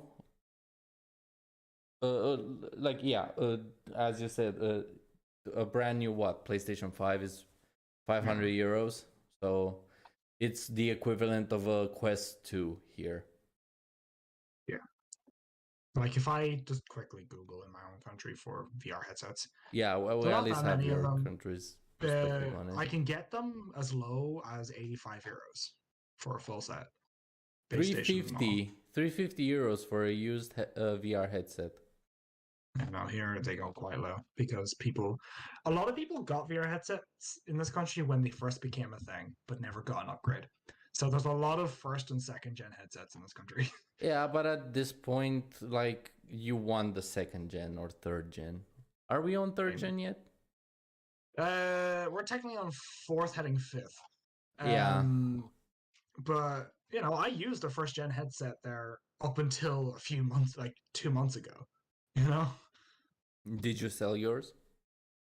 Yeah, to my boyfriend. He now has my first gen headset. Nice. I've had tons of headsets. I've had a Quest 1, I've had a Quest 2, I've had a Vive Pro. Is the Quest 1 as good as the Quest 2? Does it have the same features? Yes and no. They have benefits to each. So the Quest 1 was heavier, but it had a much nicer display. It had a proper IPS display that looked really nice. Okay. But the downside of that would be the weight. IPSs are very heavy and they have lower refresh rates. It was capped at 72. While since the Quest 2 uses an LCD, it can be quite quick. French prices are wild, apparently. Yeah, as I said, that's kind of where you are in the world. Yeah. There's a lot of secondhand prices. Yeah, when we're talking secondhand, it's very, very fucking. It's reach. Yeah, it's unbalanced as fuck. However, in general, secondhand is always gonna get you cheaper than brand new. However, you do have to do a lot of research. You do have to like get someone to help you with it that's more experienced in the domain. Like, for example, I can see here Vive Cosmos, full kit, 50 euro. That's an expensive headset, like, on its own. Brand new, that's like a 600 kit, I think. Can I buy a headset off of you? Like, basically, I pay you to buy a second-hand headset at a third the price, which is here. And I basically pay for the headset and shipping. I mean, I'm game. Well, yeah, basically we'll just have to research one, like for a Quest 2 or a Quest 1, whichever we find. I wouldn't recommend Quest 1. It's not supported by Oculus officially anymore, so you don't have updates. But you see, with VR headsets, I always recommend do your research on what you want, because all headsets do things very differently. Well, I only want the VR for like shooter games, Beat Saber, and VR. The green screen animations. The whole idea with the headset is for the animation, the SFM. Yeah, I know you'll be doing other stuff. It's a case of like, do you care for visual resolution, or would you rather refresh rate, or would you rather, color accuracy or comfort? You have to balance everything because all companies do things slightly different. I understand. I don't mind the weight. I don't mind weight that much. I was perfectly okay with the first Oculus when it came to weight. By first Oculus, do you mean the CV1? The original one that was introduced. That specific spec with the. It's either the CV or DK, but yeah, that was a heavy enough headset. Hold on. Oculus CV? CV1. I know it's Oculus Rift and CV1. No. Yeah, it is the CV1. It is the CV1. Okay. I don't think is it Rift? I didn't think it. Yeah, it is. The first Oculus was always called Rift. I just didn't know there were two variants of it. I honestly didn't remember it was called Rift, to be honest. What was the other option? You had in terms of original stuff, you had DK. But I'd recommend the Vive original, like you might see. DK1 or DK2? one, but I recommend the Vive Original instead. It's just Yeah, in I terms didn't of have like, that one. I didn't have the DK. yeah. I've owned several headsets. I've used even more because I have friends who own the other headsets. But yeah, But yeah, I was very okay. Like the only complaint with the CV1 was the resolution or the like how the yeah, display looked. Like I couldn't that's read text and shit. to be fair, you were playing first gen VR I in know, I know, I 2016. know. But that's literally the only complaint. Like if I got close enough, yeah, I could fucking read it, but that's basically it. Yeah, a CV I believe was a 9 hertz display. Don't remember the resolution, but it wasn't very good. It was like Oh no, it sub was 14. horrible. It was like 1 to 80 by something. We cannot sugarcoat it. It was a horrible display for what it tried to do. Yeah, but look, it's the start of VR. Yeah, yeah, it Every was the beginning first like technology very, struggles to very hell. widely popular headset. Like at the end of the day, VR is still a very new technology Oh for the yeah, consumer. we're only in the fifth. Like I bet fifth gen computers were still the size of fucking buildings. Oh yeah. Oh hi. Like let's put it this way: the first ever supercomputer had the same compute power as your phone, but it was 3 miles long. You know? Oh yeah, have you seen the nano computers that are like as small as a hair? Yeah. Once again, my entire field of research and work is electronics engineering. We don't build How them. long do we like? Are they in use for something right now? Yes, actually, nanotech is not very commonly used. It is extraordinarily expensive. So we do use nanotech in the form of transistors primarily. So that's where your nanometer comes from for your transistor size on a CPU. The smallest being on ARM chips at 3 nanometers, which is tiny. Do you think those chips? Well, those are actually a cluster of chips that are the size of a hair, but I know that they're incredibly small. Do you think those are going to be used to form the, or those are the ones used to control those HUD display contact lenses? Those HUD displays, there's not much information on them, but it is nanotech. They have to use some sort of nanotech.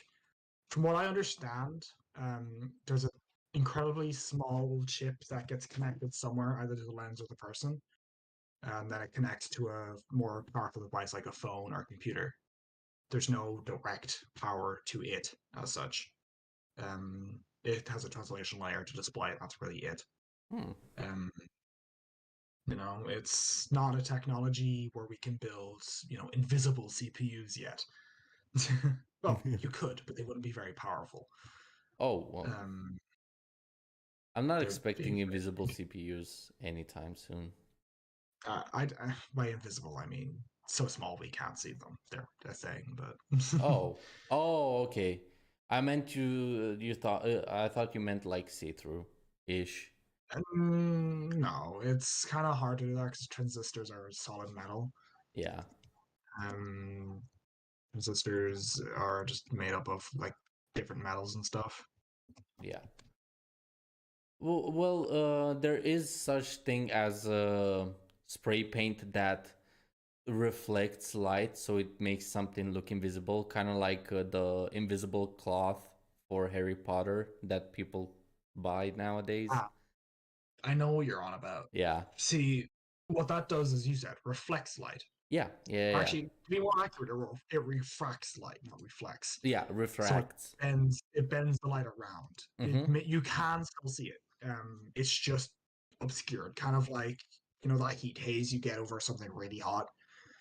Oh yeah. It's just that's the kind of effect it gives. Yeah, It's just I'm just thinking that you could technically use that technology on a very small motherboard or something that's like as big as your fingernail, and you could make it yeah, technically invisible.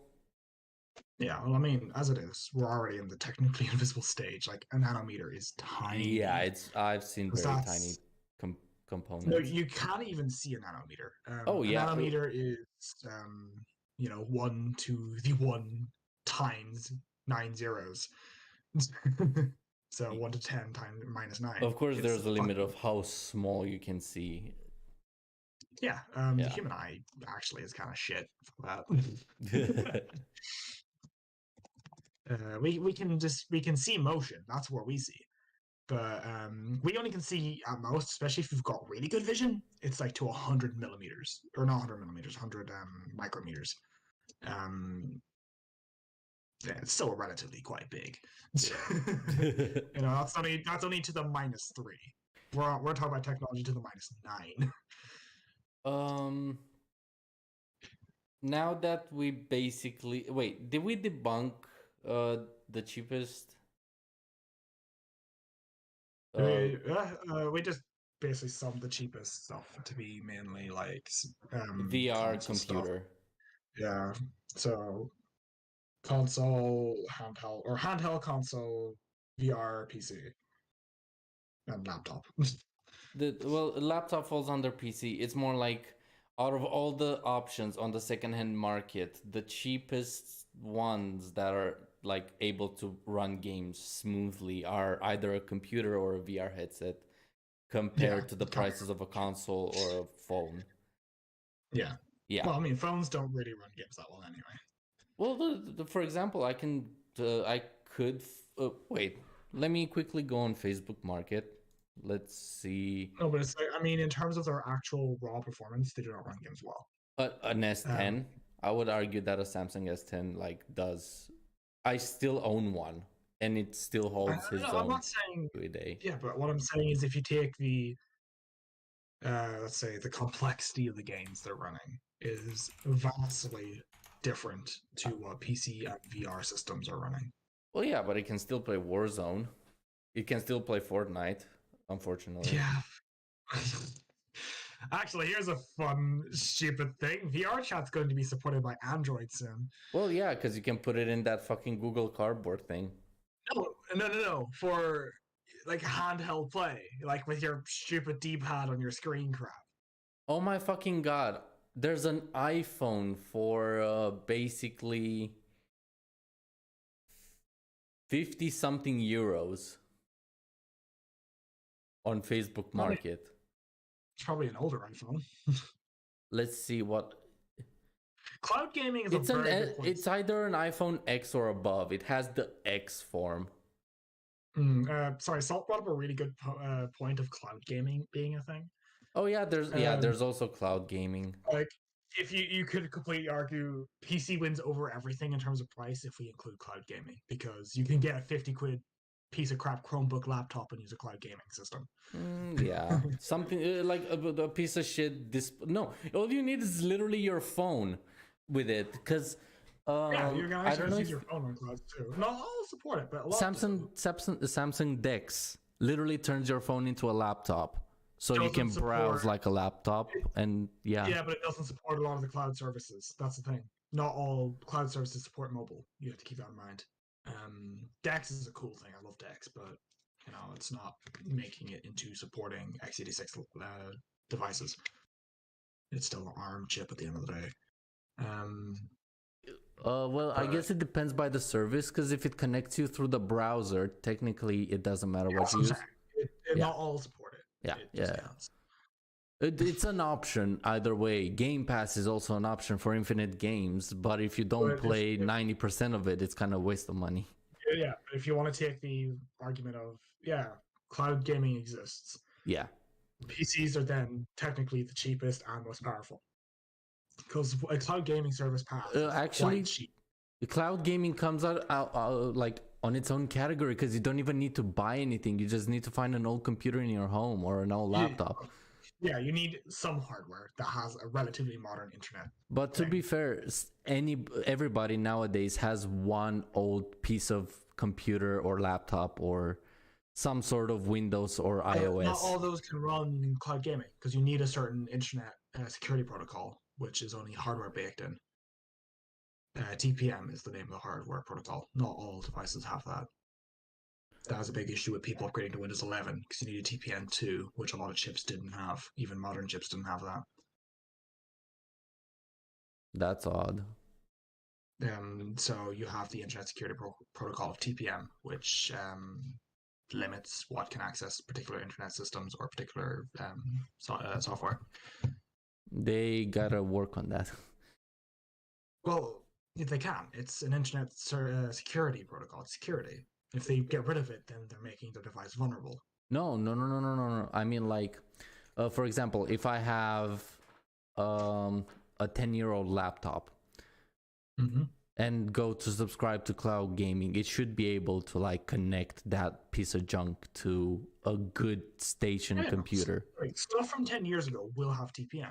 Okay. TPM then I guess it doesn't really matter if tech from 10 years ago can do it, then it's basically irrelevant. TPM was a standard from 2009, so anything prior to 2009 does not have TPM. That's like 10 years ago. A bit more than that. Oh yeah, a bit more than 10 years ago, but a decade passed. Like everything that's like 10 years and above old kind of falls under like it already must have this. This is standardized to hell by this point. You do have, as I said, I mentioned the TPM2 chip. Some services do require TPM2. Oh.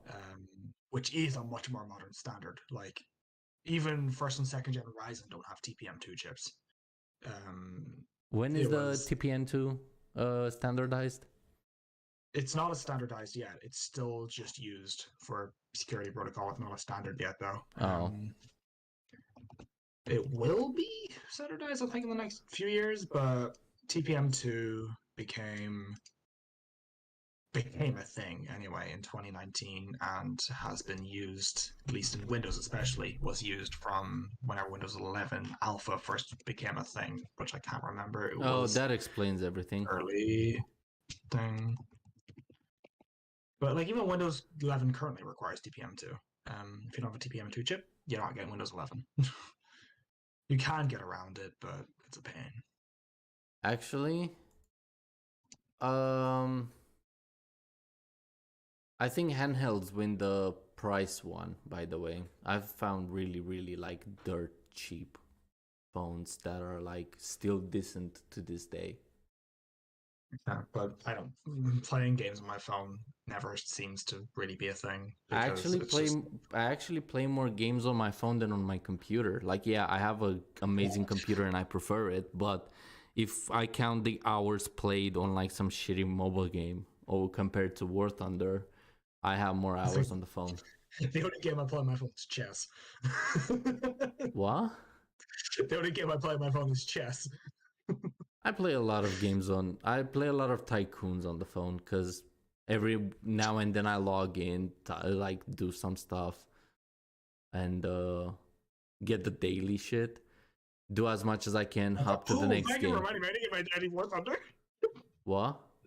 I need to get my War Thunder daily because I'm like day 140 something now. Oh, you're welcome. It's getting close to midnight, so thank you for reminding me. No problem.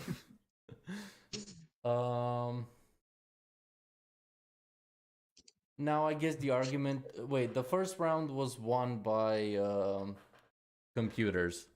Second one was won by Switch. So that means it's a draw between the handhelds and the consoles. Yep. Well, and handhelds win again when it comes to price. Apparently, at least in my region, the phones are like dirt cheap. In my region, I would argue VR is probably the cheapest, which is weird to say. Can you quickly search how much an S10 Plus costs around you?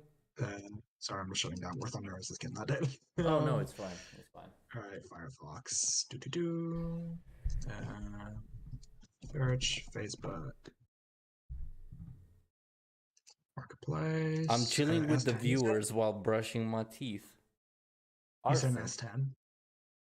5,000 to 6,000 hours on my phone game toilet grind here. Yeah. So see what I mean? S10s in my country are 130, 199, 195, 130. That's way below your VRs and consoles. That's above my VRs because my VRs go down to 50. Wait, really? I told you my VRs are like 50, 80. It just counts in the headset. Alright, Like, okay, fair here's a enough. Cosmos for 50 quid. So yeah.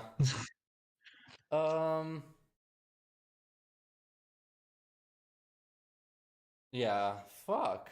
We cannot really you can't answer it accurately. yeah, we cannot answer it accurately whatsoever.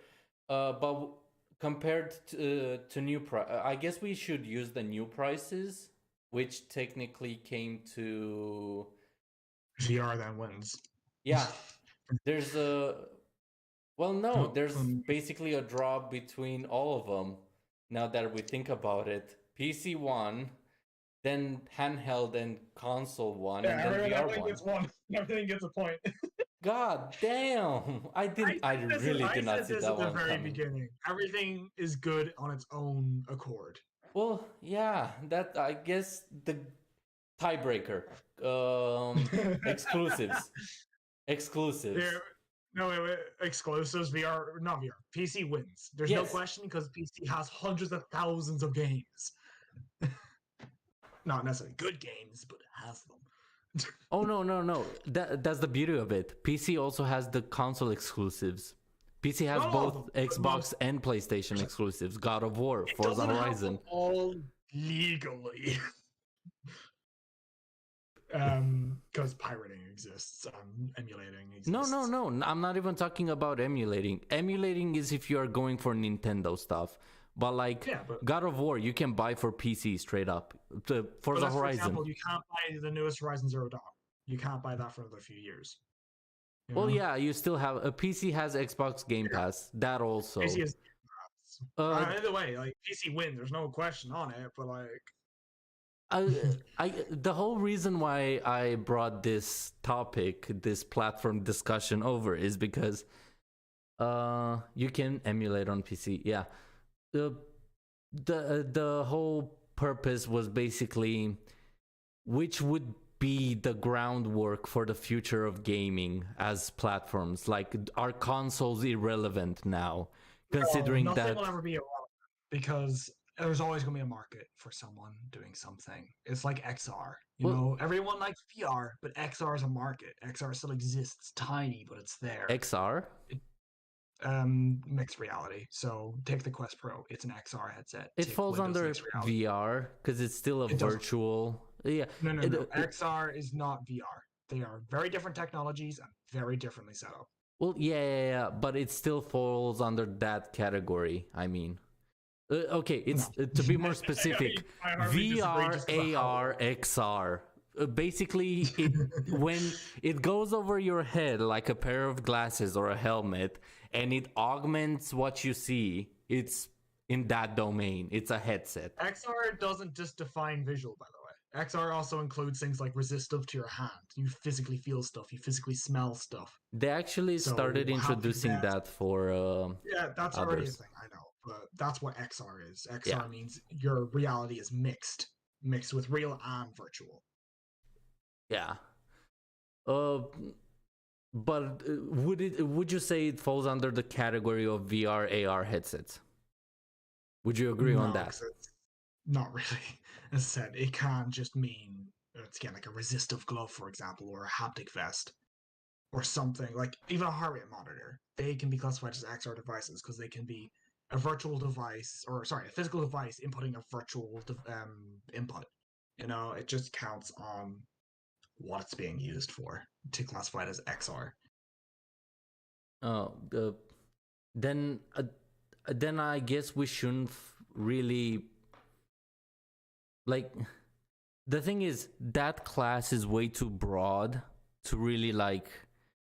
Well, no, because it just means a physical thing affecting a virtual environment, or vice versa, a virtual environment affecting a physical thing. That's how the technology of XR is kind of used. Yeah, but wouldn't you classify the tactical vests and the treadmills that you are basically standing still but running on a curved flooring? Are those XR or are those VR accessories? See, that's a weird one. You do bring up a fair point. I argue they're XR because They're XR accessories to a VR So device. can we argue that XR is actually the class of VR and AR? XR pairs with VR, but it can also pair with other industries.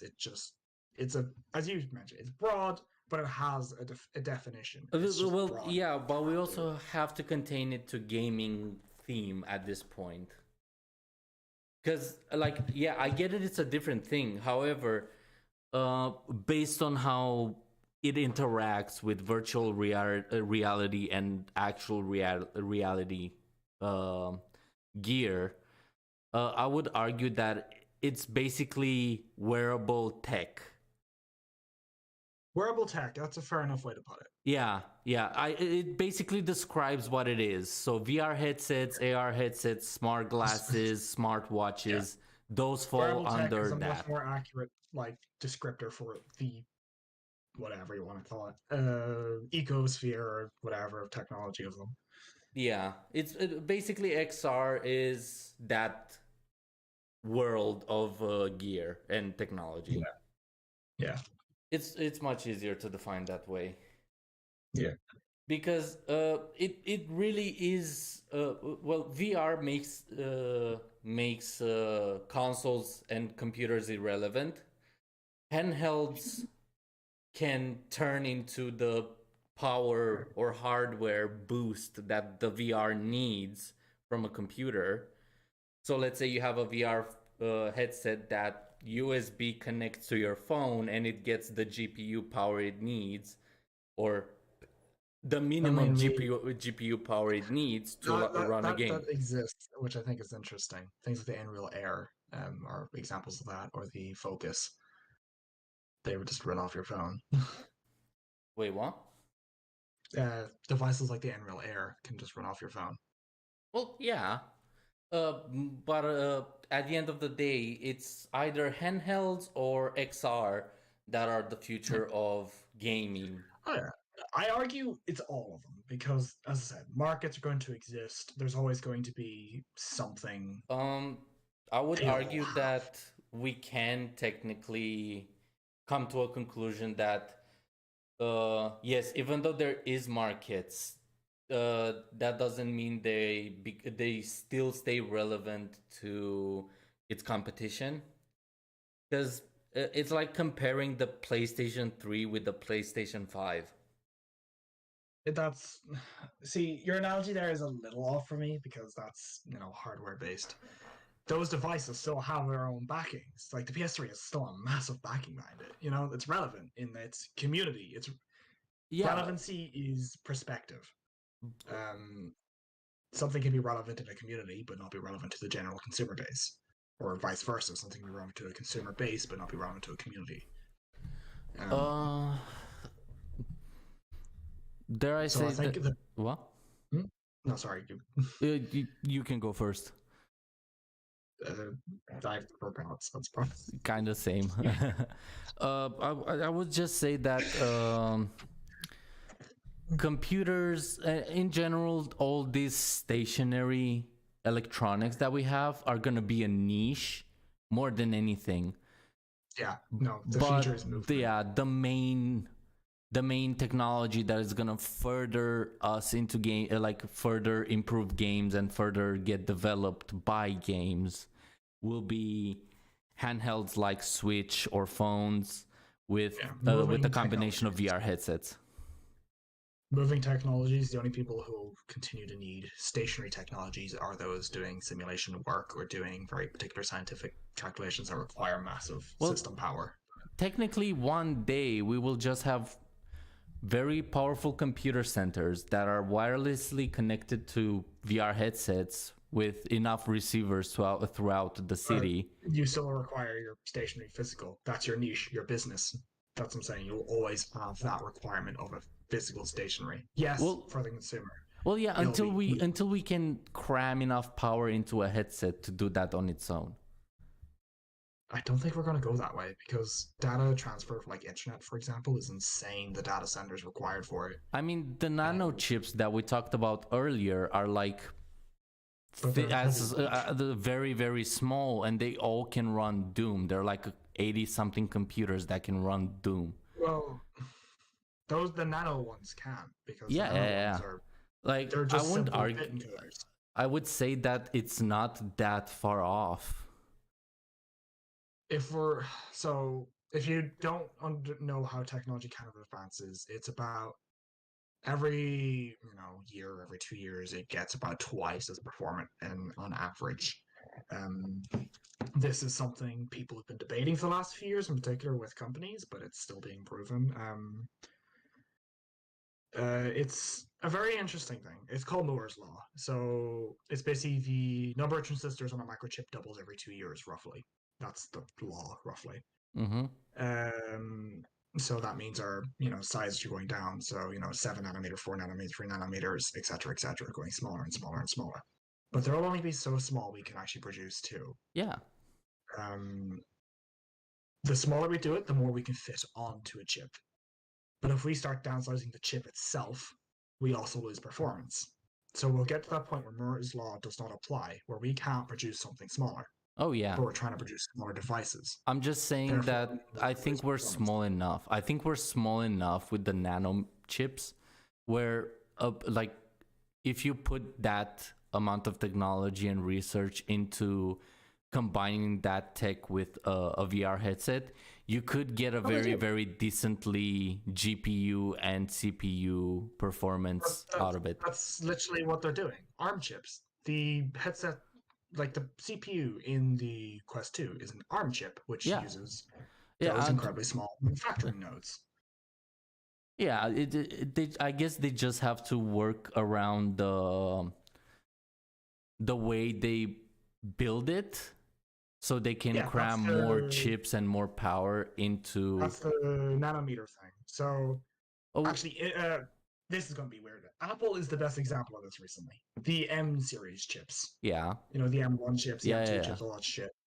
Those things are insane. Those are ARM chips, and they have incredible optimization. They are the prime example of it doesn't have to be smaller to be good. It just has to be well optimized. Yeah. Actually, I don't remember the one chiplet design. Give me a sec. I know it's bigger than the ARM XR2. Give me a sec. I have heard a lot about ARM and what Apple does with it. It's 5 nanometer, right? Yeah. While the XR2 is 3 nanometer, but the M1 chip is more powerful than the XR2 chip, even though it takes more power. The M1 takes less power and is smaller and is cooler to run, and is also bigger in size. Yeah, it's optimization. I guess that's what I'm referring to, optimization. Because, okay, let's take the components that we already have in the best headset. All they technically need to advance or work on is the design, so they can fit more chips or more resources for the chip to have more power. So let's say instead of just having the glasses, we have like a pretty thin helmet. Okay, yeah. You have more room to place chips. You have more cooling. You have more. You can gain more performance out of it just by changing the design of it. Yeah, but people are looking for smaller and lighter. They don't want to put a helmet on. They want to put a little visor on they can shove in their pocket. That's why big screen is going the direction of that way, because that's what people want. They want something smaller and lighter. I can tell you that as someone who dances in VR. I want light headsets. I want headsets that I can really comfortably wear for long periods of time. Well, yeah, but we're also talking about like the future of it, as in like, okay, let's say for mainstream use, it would be a helmet, but for like specific uses like dancing and stuff, you can find lighter models down the line. Because the moment you get VRs or augmented reality to the point where everybody can have it, that's the sweet spot where you can start altering how heavy it is, how strong it is. But you see, they're trying to persuade people into it, because the current way markets go in terms of all technologies, bar phones, phones are the only exception to this rule. Is smaller is better. The smaller they can make it, the lighter they can make it, the more likely someone is to buy it. Phones have been the only exception to this rule recently because people seem to want massive folding phones that turn into tablets and shit. Don't know why. Cool technology, but whatever. I see the purpose of it, and I see the use if you reach it. But if you're just using your phone to browse Instagram, no. I don't think okay, about the folding phone. That is not their like it folding in two from a phone to a tablet is not their end game whatsoever. That's just like the test trial. They produced one in CES there recently, which is a three times fold.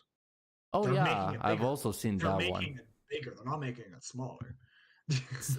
From what I understand is Samsung's final goal for the foldable tech is that you can basically have a screen wrap around your wrist like a watch, and you can just use that. That tech's existed for years. No. We've had flexi displays for years. And that watch design has been done before. It failed horribly. Exactly, because we didn't have the tech for it at the time. But one day, you know, the Z Fold is shit expensive. Like, oh yeah, I know. Sorry. The Z Fold is not like 2K euro. It's insane. It's like fucking. It's 1.5K or something. It's insane. I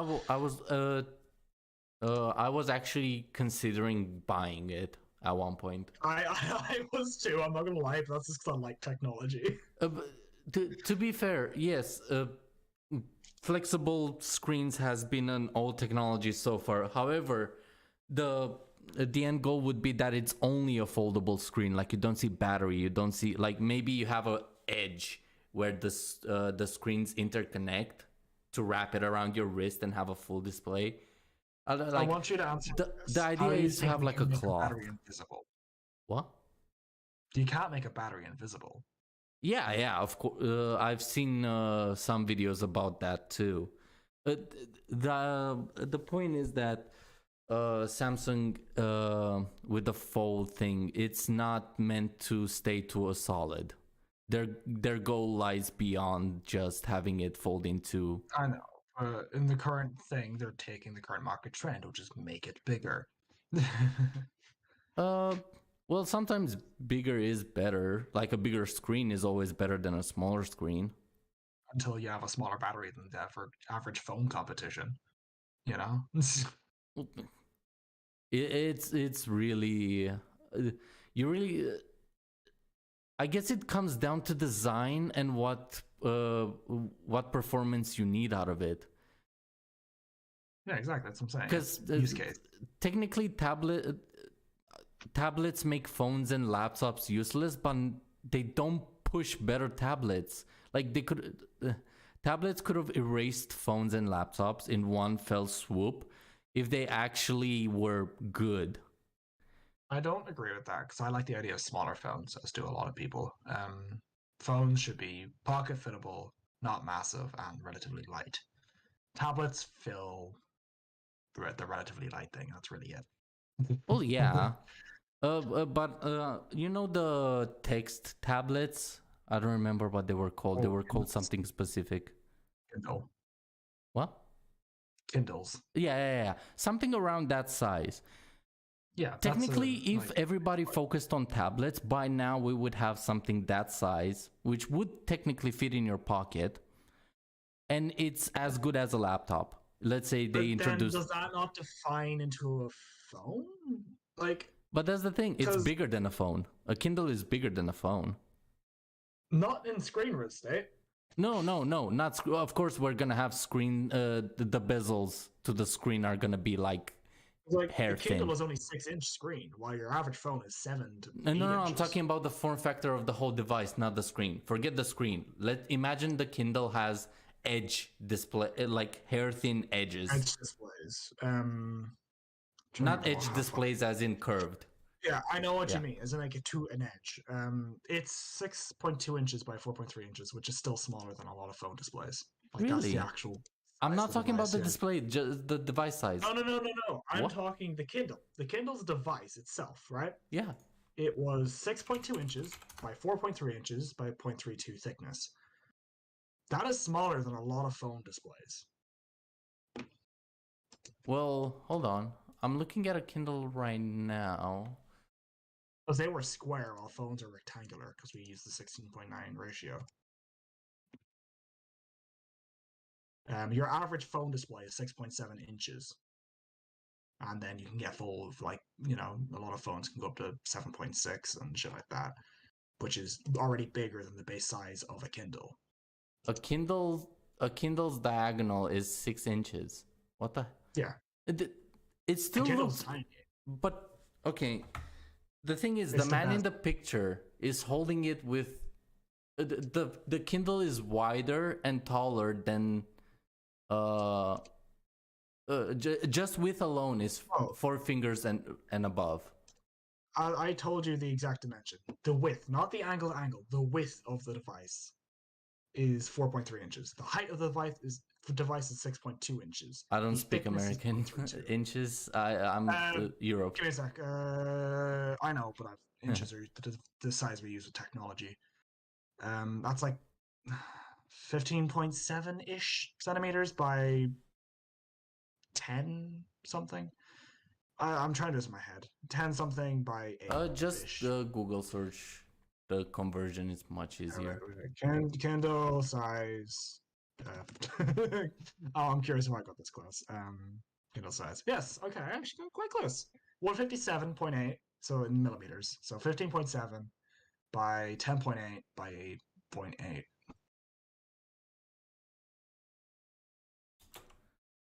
Jesus. Kindle's Why tiny. does it look so large in the pictures?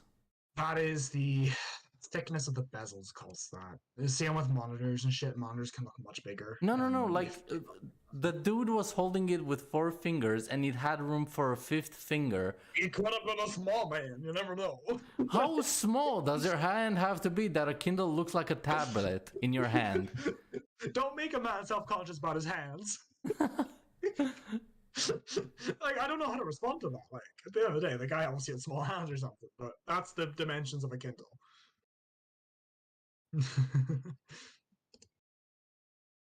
I can send you the link to it if you want. Copy, paste. There you go.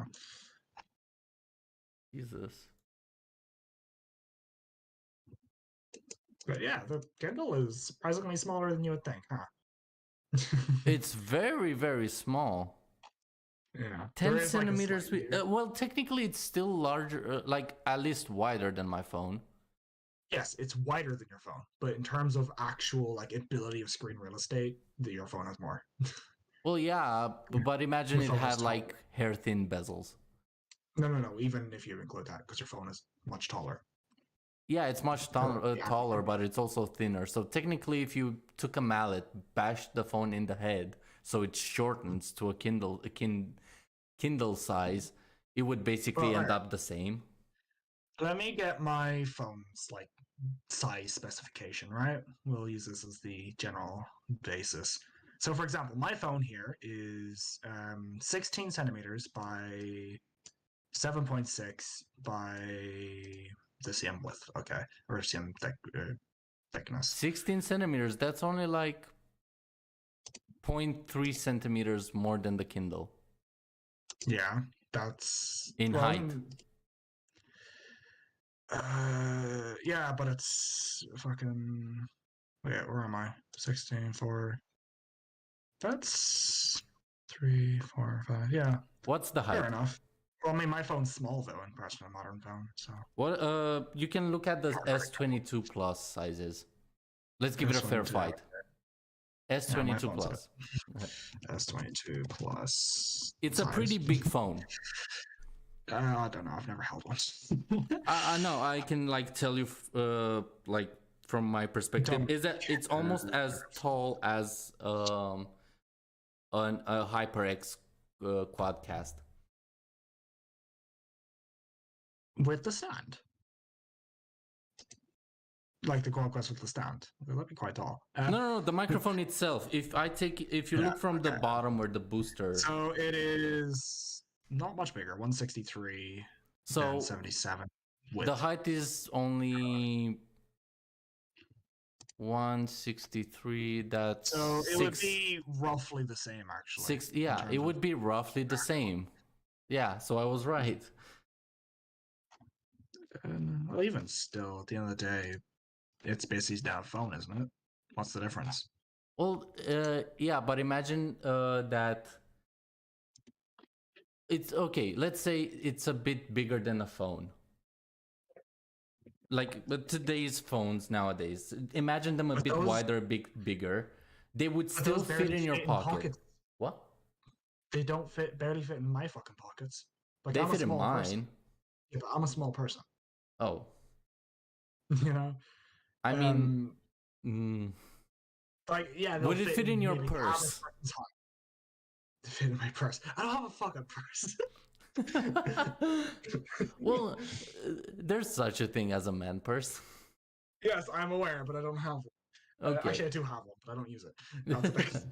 But you get the idea. Let's say I know what you're tablet. saying. Yeah, basically, people focused into tablets, phones, and laptops would become very, very niche, because tablets would be the best of both worlds. You could you would have the power of a laptop and the flexibility of a laptop and the decks and all that fancy stuff, but you also have a phone. So Yeah, it yeah. falls under their use case entirely. Yeah, it really, like, technically, if you focus on the right technology, you can kill two different branches of technology. But people don't want to do that because they want money, so they focus broadly. So Yeah, they can of get more course, money of from, course. like, But categories. point is, the better option would be to have a tablet that has a keyboard, or like a detachable keyboard case stuff, and a bit more power Welcome in to it. the Surface series. Well, yeah, I guess that I am referring to the Surface series. Like, aren't they technically amazing for studying and? At the end of the day, they're just tablets with x84 chip in them. Well, yeah, that's basically my point. A laptop in the size of a decent, like, what, medium tablet? Sorry, I'm just laughing at Salt's comment there. Stand your pant pockets and you can fit a laptop in it. I love the image of me trying to fit a laptop down my trousers.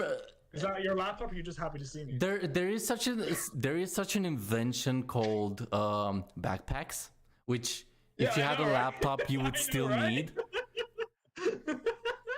Actually, my old blazer of my secondary school could fit my laptop in it. There was a massive pocket in my blazer. You could fit your laptop in it. Exactly.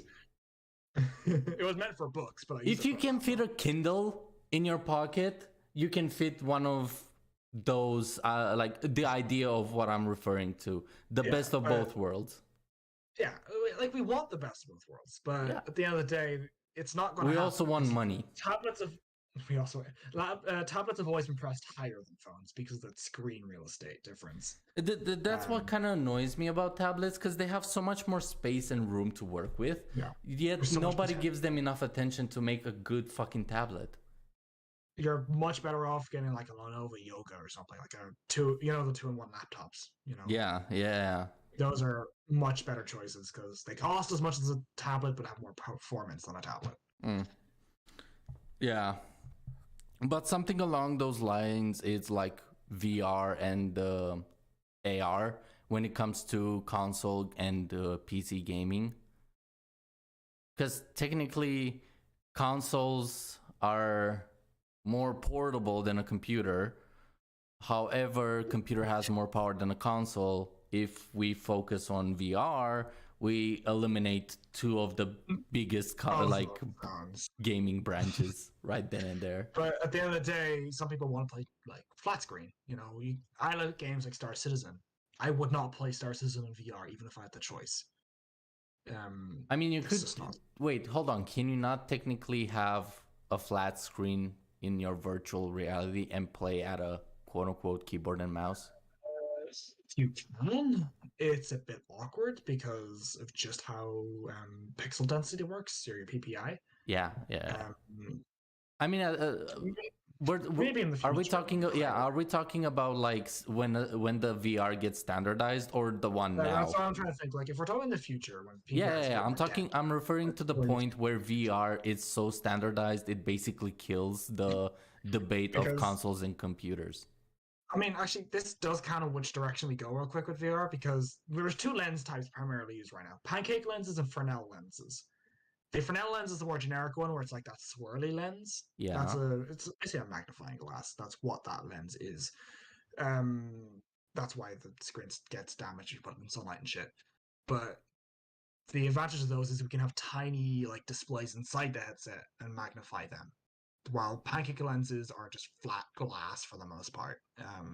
They're protective more than anything, and yeah, they don't get damaged by sun or anything, but you have to have one massive display. The pancake lenses have higher PPI, but Fresnel lenses look better in terms of like. Why not make a cover for the inside of the helmet so the lenses don't have sunlight? That could be a good accessory right then and there, or a thing to. But Fresnel lenses do not look good on a 2D. If you're looking at a 2D thing on Fresnel lenses, so like a flat image, you notice the Fresnel, you notice the rings. Oh, so you have that. You have that thing of you have to balance of, are we going to talk about or is VR going to go pancake or is VR going to go Fresnel? Like some of the higher end headsets use Fresnel lenses still, but other of them use pancakes, and they both have their like perspective like advantages and disadvantages. It just counts which we go to. If we go pancake, flat screen will look fine. I guess augmented reality is the way to go, because you can basically put a screen the size of your wall in front of you without having the lens issue. That does also still count. Some AR headsets still use Fresnel lenses. Well, I guess until we find a better way to go about it. Until we produce different kinds of lenses or decide which lens we're going to use. Wait, which one would technically be easier to work with software-wise? Pancakes, because it's a single image. There's no image splitting like with Fresnels. Okay, then stick to pancakes and like update the software to help it look better. Yeah. Because at the end of the day, it's going to be cheaper than replacing or upgrading or changing a design that you already made. If everybody's pancake, all you have to do is work on your software, technically. Pancakes are my guess of the future because they're just cheaper to produce, smaller, lighter, and as I said, that's what people look for. Cheaper, smaller, lighter. Which one does the Quest have? The Quest is Fresnel. Okay. The only cheap headset that uses pancakes is the Pico 4. The only other the next cheapest headset would be the big screen headset, and then after that it becomes all the really expensive headsets like the Pimax headsets. So it really just counts on. They're a bit awkward because it's a new technology and all stuff is currently produced mainly for Fresnels. So trying to produce for pancakes causes some issue. Not gonna lie. I think we need someone like Elon Musk to like create like some revolutionary headset about VR, and then the whole market blows up. Well, that's what Big Screen's hoping to do. It's a cheap headset in comparison to its competition of its spec, because it's the highest resolution headset you can get outside of a Pimax 5K. What are its downsides? What's its downside? Downsides, yeah. Of the big screen one? Yeah. Not really much. Currently, the only downside that we can give is to do with its refresh rate, and that's it. Because it's 90 hertz. Mind sending me a link to it? Yeah, give me a sec. Big screen. Beyond. There we are. Copy. So there are access units for people currently. For now, it's pre-order for the general populace, but it is actually accessible for people, and there's reviews of it. But it gets custom designed for you, so you get face scan with your phone. then build its like mold for your face and also give you prescription lenses. Awesome. So it's a massive resolution, but as I said, its downside is its FOV and its refresh rate. The FOV not so much a downside because we can always change What's that the through refresh software. rate? 90. 90. That That's sounds good 90. enough. For VR, that's low. A lot of VR headsets are 144, 300. Oh because yeah, the yeah, higher yeah. refresh rate is better. The Quest 2, for example, it is designed originally to run 72. Then after an update, it could run 90. Then after another update, it could run 120. So it is just it is mostly software based, or like what do you call it? I remember I mentioned Apple like making things more efficient. That's what yeah. Metal That's did. what I was referring to. Optimization. There, I keep forgetting that word. Every They time pushed- I keep trying to remember that word, I forget about it. They pushed about 40% more performance out of the XR2 chip in the last like year and a half. Holy shit! just It from it optimizing. actually looks good. Yeah, the big screen one, like I'm waiting until it's fully consumer released before I buy it. I'm not all for You could pre-ordering. make a review on it. I know a lot about VR. I could, but it's I'm not gonna lie, like you could really make a channel reviewing VR stuff because it is the big thing. yeah. Reviewing I mean- something like this could actually help you gain access to more stuff about this and actually work in this. Oh, I already have a lot of access to this. For a great example of this this year, for a college, what do you call it, project? That's the word. I was given like 1,500 euros to play with from the college to buy a bunch of full body tracking types. So like Tundra, Hertora, Vive, Yeah. what else? Slime VR, all that shit. And just test them all, see what their issues are, take them apart, nosy how they work, that kind of thing. Oh, I love that. I love it just from hearing about it. So I have a lot of experience with a lot of different VR tech. Do you have I- freedom of speech? Question. What do you mean, like freedom of speech about the devices? Are you bound by a NDA? No. That's the whole point of me doing it as a college project, is so I would not have any limit. Make a channel out of it. I swear to God, you're not gonna regret it. I've also disassembled a bunch of base stations of different types, and even prototype base stations. I've got my hands on a couple of those. Base stations are the circular pods you walk on in place, right? The base stations are the boxes or things you throw on your walls to see your headset if it's not a standalone headset. They work through IR light blasting in an array of. Oh, you mean the sensors? Motion. Yeah, they're IR base stations. Oh, okay. Lighthouses. I never heard them being called base stations. When you said base stations, I thought of the ones that connect at your wrist and keep you in place. No, base stations are Valve's name for them. Lighthouses is Vive's name for them.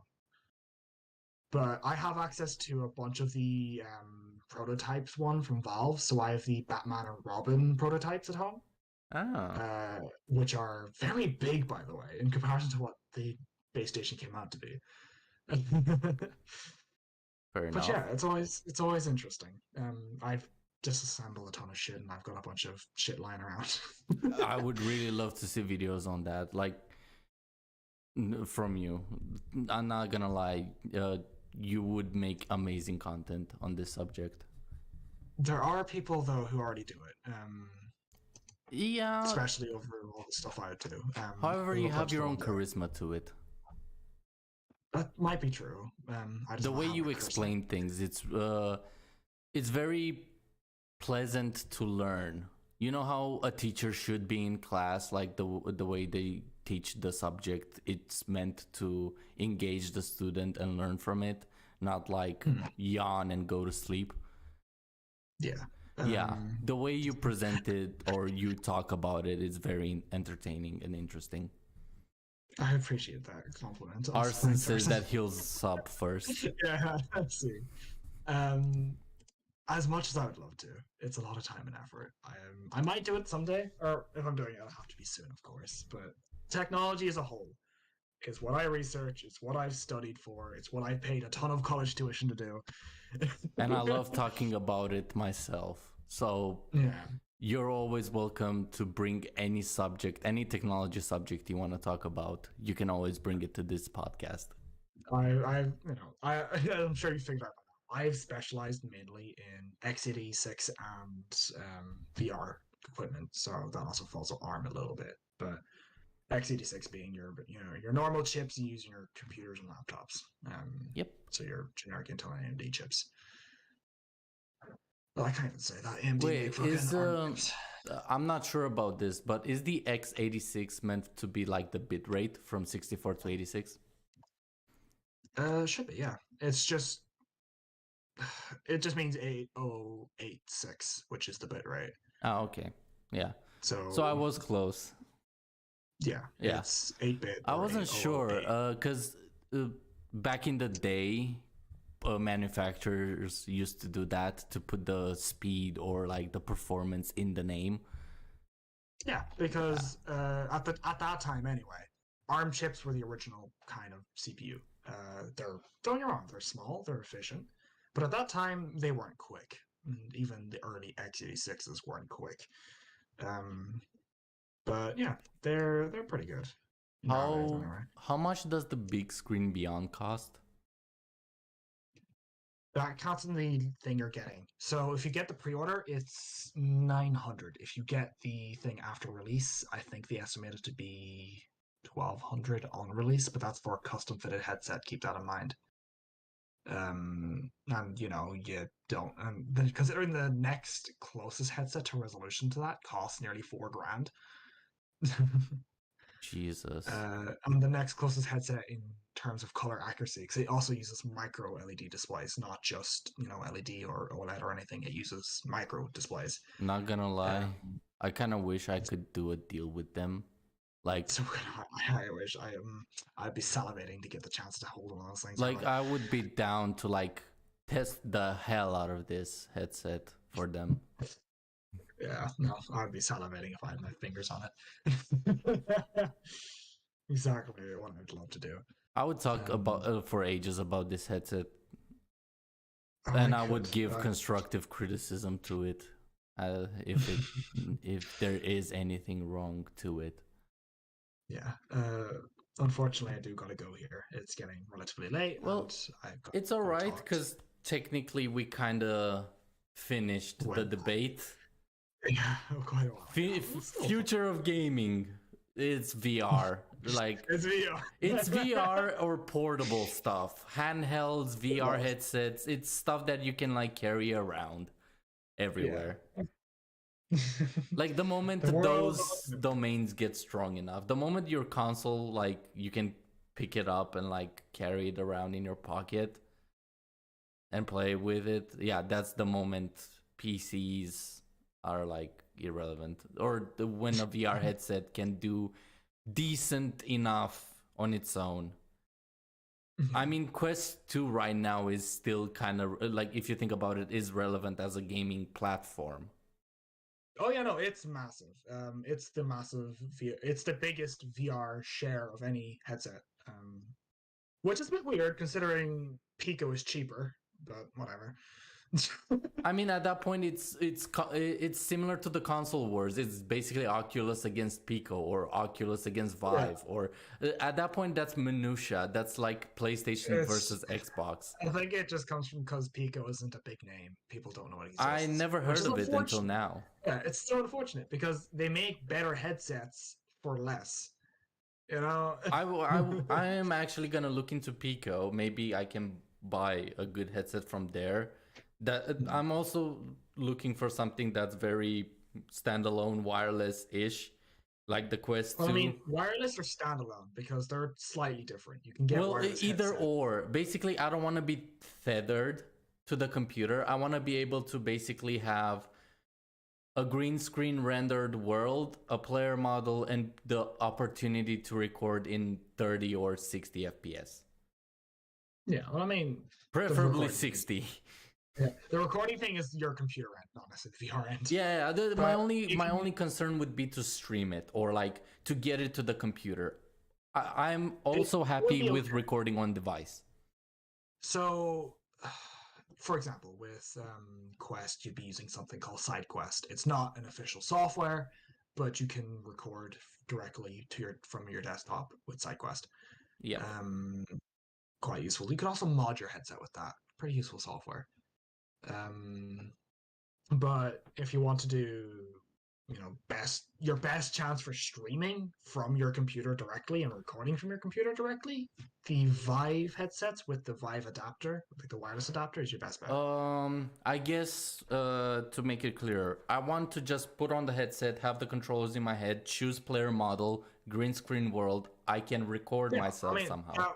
That's literally how it works with any VR headset nowadays. You throw it on and there you go. Yeah, that's what I'm looking for mainly, so I can actually do animations or some like even sort of me, it. who has a bunch of extra shit like face trackers and full body trackers, I just throw everything on, make sure it's all plugged in, turn all the buttons on for each of my trackers, and then voila, it works. Awesome. Roughly how much did that cost you? Or my entire setup? Yeah, what would be the cheapest version of that? Roughly. If you were to get, let's say, a Vive headset, like the normal Vive original, it's still a bit low res, but it's pretty decent. Look good. You're going to throw full body trackers. Do you care about accuracy with your tracking? Like super accurate? As long as it doesn't spaz out like a moron for just moving my hand up and down slowly. No, you'll be fine with slimes. So that's. I'm not planning on dancing. Like dancing is beyond what I am actually gonna pull off with the thing. Basically, walking around, moving my hands like a moron. I mean, technically, if you get them secondhand or you get them whatever ways you want, you could as cheap as 300 for a full body and a headset. Euros. Okay, let me quickly. Because Slime VR brand new, kind of which set you get is about 200, and then you can get a cheap Vive headset. Any older model works. Does it? It has the sensors built in. I don't have to set up sensors or anything.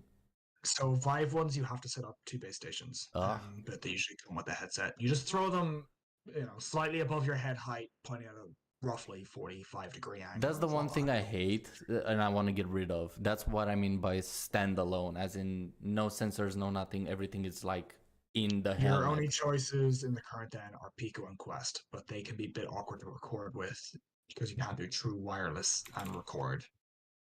I am fine with having one USB cable to the computer just to record. Okay, well then you can do Quest or Pico. Because I have extensions. However, is there a software for Pico to record on its own? Well, you see, you'd be playing it through your computer, like streaming from your computer. Just for the best resolution and best frame rate thing. Yeah. So you just record directly from your computer. That's all you have to care about because it takes your computer's display. Ah, okay, fair enough. I guess I just have to like move my chair back, take 2 steps, and like wait. How? I'm guessing the connection to the computer is just a USB cable 3.0. Any USB A to C, or if your computer supports it, C to C. Okay, because I have 2 USB ports on the side of my keyboard, and I can just plug straight into my keyboard, and I am. See, I don't recommend that because VR requires a lot of bandwidth, and any sort of bandwidth limiting can cause issues. What I might recommend is just actually directly streaming. If you've got a good internet connection, you can just 1 gigabyte. Just stream. I'm paying for. Yeah, it doesn't mean you're getting that. Wait, let me quickly test the Wi-Fi speed on my phone. I'm just going to quickly explain this, and then I'm going to go because I do have to go. Yeah, but basically, you just do that. So you can stream it from your Steam VR through whatever client, so the Pico client or the Oculus client. You can stream your computer directly to the headset. You don't need cables, you don't need none of that. You just deal with the headset's battery, and that's it. You will lose a little bit of visual fidelity on your end, kind of on your internet speed. But it's gonna look okay on the computer. right? Yeah, on the computer, it's still rendering at full blast what your native resolution is. Okay, I'm downloading with 700 megabytes Okay, you're more on than fine. Wi-Fi. It's gonna be fine. You're more than fine. 750. Holy shit! This is the biggest Like, biggest they speed I've had so recommend far. at minimum 15. You know. 107 upload. Yeah, they recommend 15.